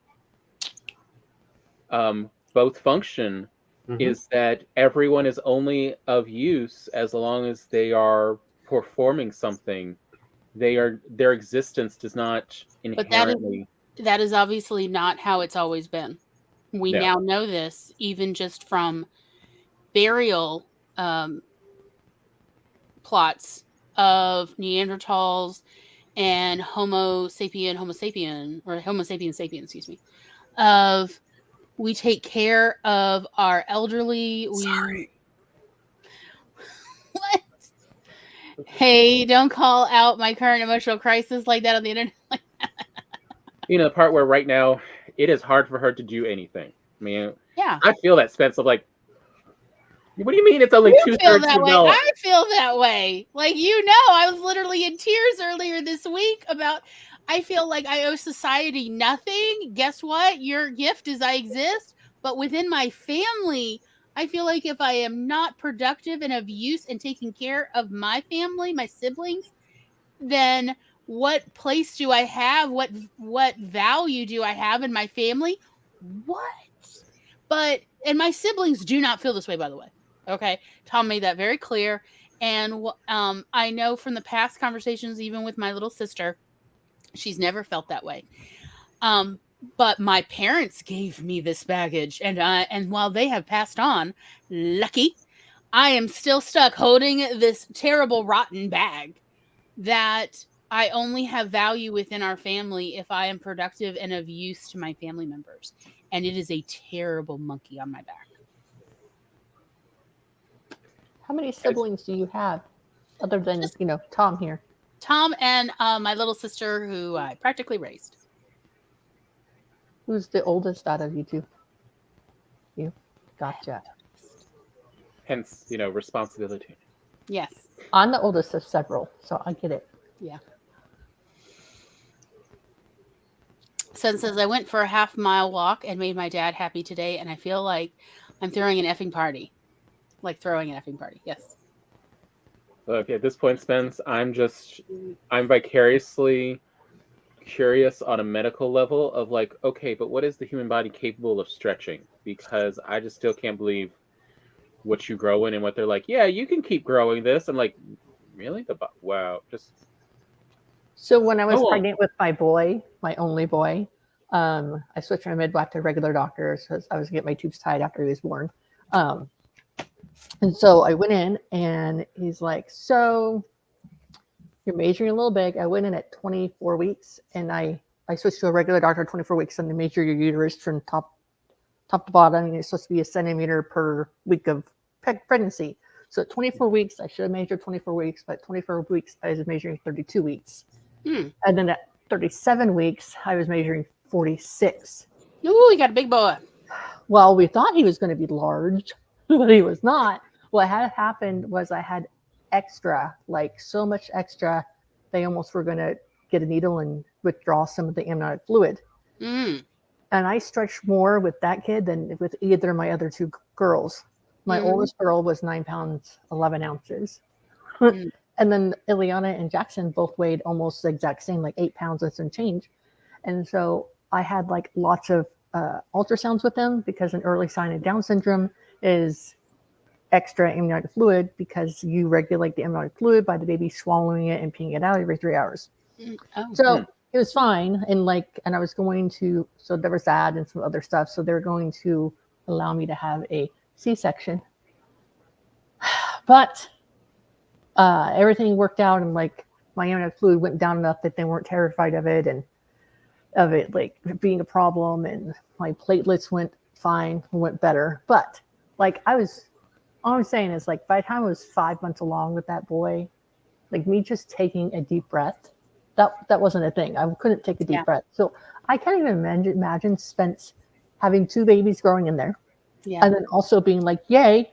And the doctors are going like, no, we want to see if you can go full term. Like, really? Yeah, and she's like, if I go full term, it's going to be like 14 pounds or more of humans inside me, and I'm not looking forward to it. Yeah, I have to try to find the picture one day. My dad took a picture of Mom like 3 days before she gave birth to me. When I was born, I was 7 pounds, 15 and a half ounces. And Mom was 4'8", 4'9" at the time. She was wider than she was tall. She was enormous. She was wearing muumuus because she could not fit into anything else. They were absolutely certain I was twins. It was a surprise that there wasn't a second one down there. The doctor did look. Yeah, that's one thing. It was a country doctor. Was like, well, maybe there's a baby hiding behind him. Like, well, I've already had an ultrasound and we ruled that out. But like, that was one of the things because twins are in my family. Right. Yeah. So, but I'm thankful that there wasn't 2 in there. I can't imagine. Yeah, no, he tried to stick his hand up in there, she said, after I finally came out just to check and make sure there wasn't anyone else in there. Because he was like, there's no way. No? That baby could be as big as that. Maybe don't do that? Dad died still hating that doctor. Just to give you an idea of like, this was like the very first real argument our parents had in their marriage was Mom picked this country doctor because he, quote, didn't believe in cesarean and she didn't want one. So he was like, no. And he used high forceps delivery, which you're not supposed to do because the rate of death or dismemberment is serious. Yeah. Jackson, he lost his way a little bit coming out, so we had to put a vacuum on his head to help direct him because he kept on going to the side, like hitting my pelvic joint to the side. Oh. And I'm like, the doctor's like, just push. I'm like, this is the first baby I've been allowed to have an epidural of any kind. So I don't know what I'm pushing because I feel nothing. Yeah. So that was weird too. But yeah, that was, as I said, like this guy apparently was like, well, we do with cows. And I just reach in and like put my fingers around, see if I can feel another head in there. Yeah, no, that's what he did. That's what he did. In the face, you did that, man. No. While he was in there, he kind of loosened up the placenta, like, yeah, just get it. Just go on. No. I'm dead serious. I'm so yeah. So dad apparently took a much more vocal role after that for the next two kids about the kind of doctors, because he's like, you won't kill my wife this way.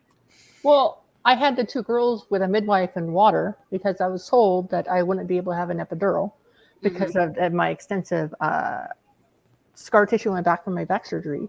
Mm-hmm. And so I had Hannah, my first one, kind of in water. I mean, by the time I got there, it was like 8 centimeters, and so the water was like that full when I got in. Ileana, I was a little bit more prepared. Like, I induced myself, and everything was fine. But when I switched to a medical doctor in order to get my tubes tied, they're like, "Oh, we can get an epidural. It's not like a typical epidural. It's not like in there and like dripping. It's like a local one where it lasts only like 4 hours or so." I'm like, "I'll take it."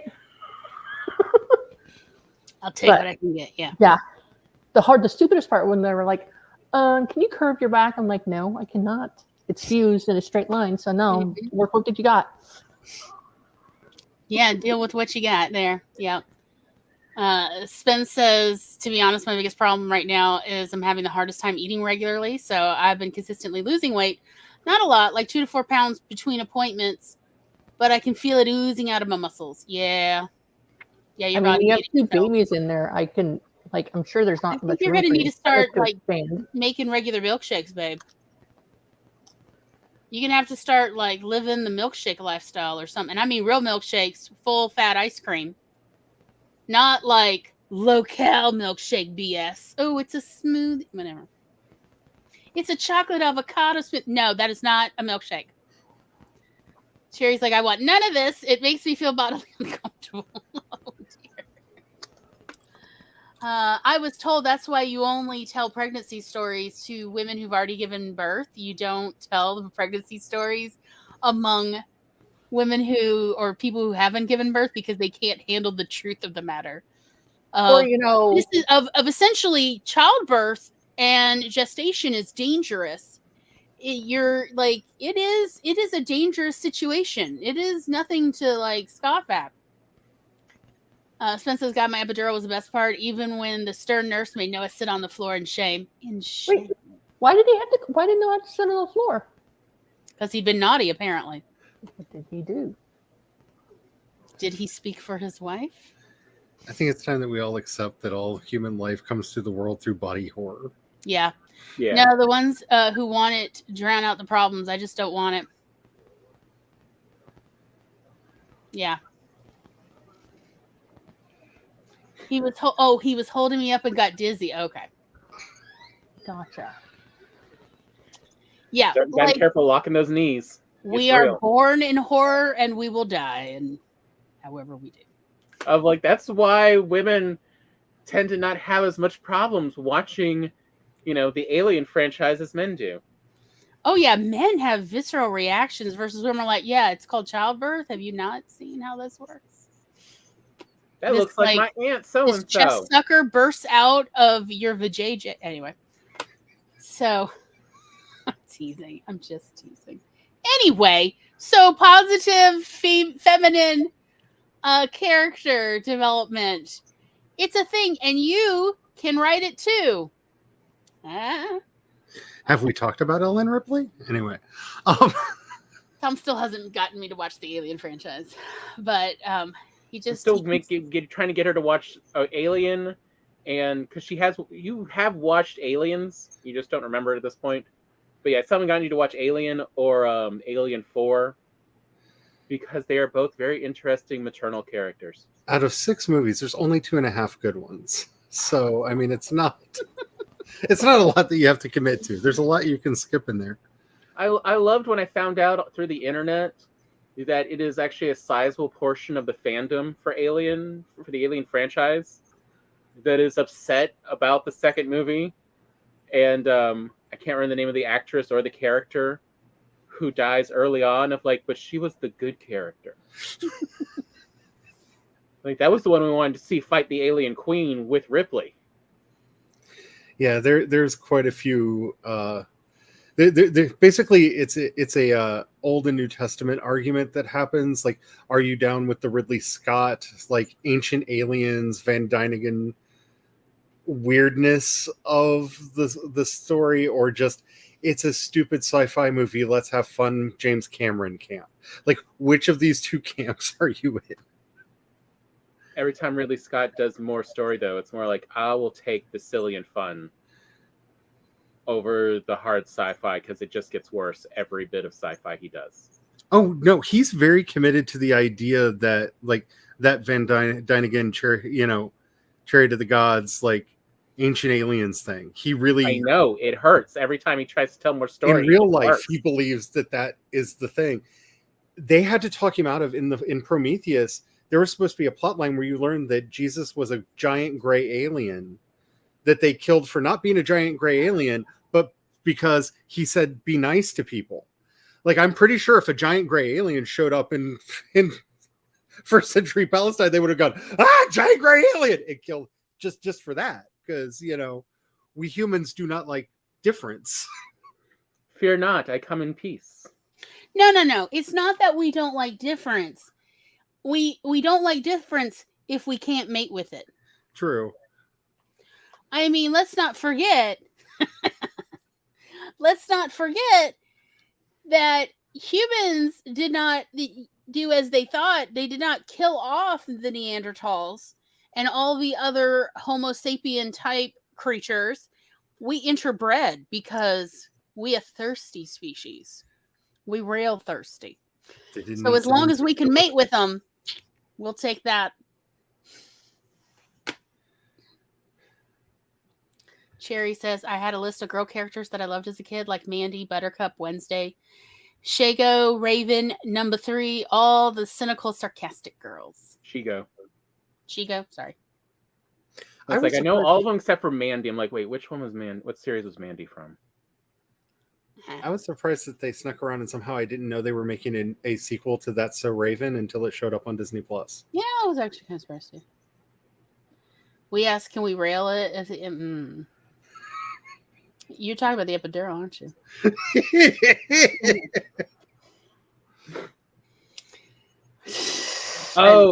Yes. Yeah, That's okay. I can't. Yeah. Yes, that Mandy. Yeah. Okay, so Encanto. I feel like we're wrapping up. So yeah, I think we've covered most of it. Final thoughts?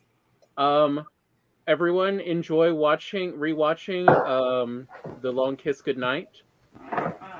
And don't forget to skip or just fast forward on double speed the first 20 minutes.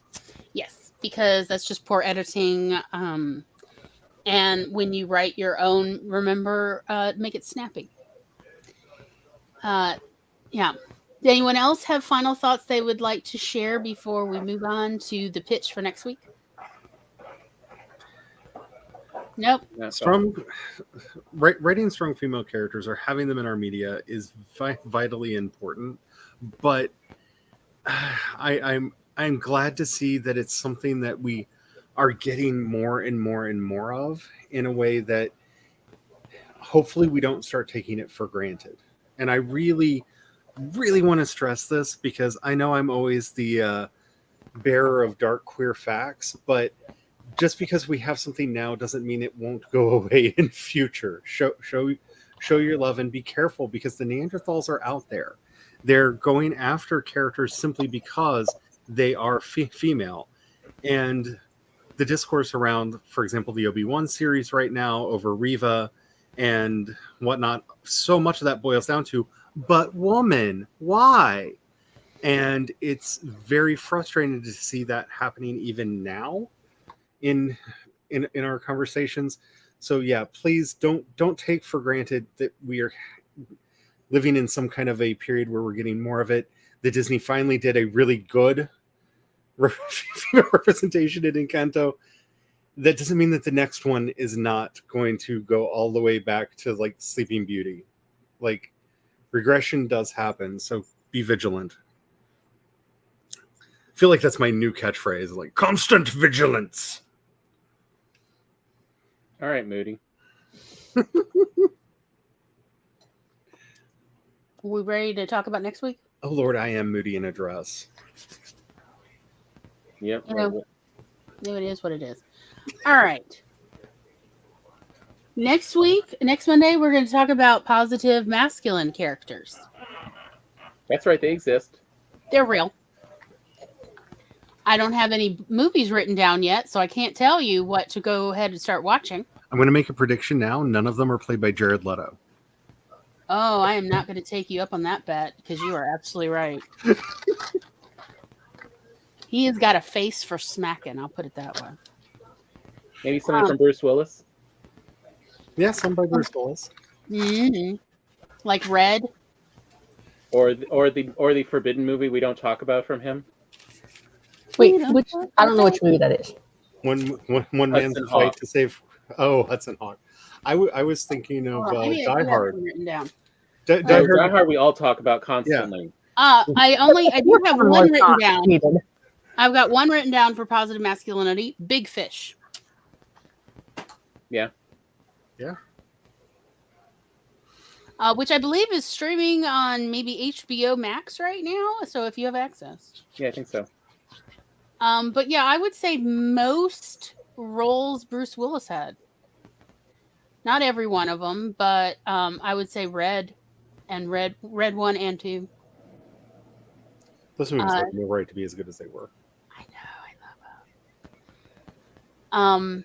No, I'm not insulting Hudson Hawk. I'm just saying a lot of people get weird if you bring up that movie and just talk a lot of crap about it. So we just don't talk about it much. That's how we used to do violence at the gaming room at one of the cons that we would go to. You'd either stick your head in the door and you'd either say Darkman or you'd say Hudson Hawk and just run away. And you could hear them start shouting at each other as you ran off. Like it was a way just to do violence. However, if you do have other movie suggestions between now and Wednesday, for positive masculine characters, please be sure to message me. It could be movies, TV shows. Frankly, we'll take books too. Anything. So let me know. And Tom, would you like to make your pitch for positive masculine characters? It's a similar one to why we're talking about positive feminine characters. Yeah, we're going to talk about the character traits that, make this a positive gender, make this a good character, that do not lead to somebody's downfall just because they are keeping up these gender behaviors. Again, just like with the female ones, we're trying to show that your character can be gendered and this still be a good thing. That it has always bothered me when movies are like, the villain is a man and that's all we need to explain his villainy. And I'm like, no. Just, having dangly bits between your legs or identifying as masculine does not automatically make you a villain. And also, what are you saying? But second wave feminism. Life, what? But so much of life, Glory. To quote myself in Playboy magazine, some of my best friends are penises. So, and yes, that's actually an issue of Playboy. And yes, I said it. So, yeah, I don't like this whole, automatically one gender is automatically evil or villainous. No. So how about we talk about and examine and analyze what makes it a strong, positive, masculine character so that writers can have inspiration ideas for their own character portrayals. Oh, I got it. I got one for you. The new Captain Pike. Yes. Oh, God. He's just so yummy. Anson Mount. By the way, if you like... That hair, though. What is up with, that hair is ready to surf something. If you are ever at a place where you see that there's a convention going on and Anson Mount is there, he is that person. That's it's the easiest role in the world for him to play. He just rolls out of bed. He says the lines that they told him to do. He is that character. He is hilarious and amazing as a human being. So, yes, that is what we'd love to see you next week. That's what we're going to talk about and analyze, and we'd love to have your input. We hope that you will join us now or afterwards when you watch, and be sure to let us know you watched by letting us know in the comments, because we love to see everyone's comments, sassy or otherwise. Bye-bye, everybody. Bye.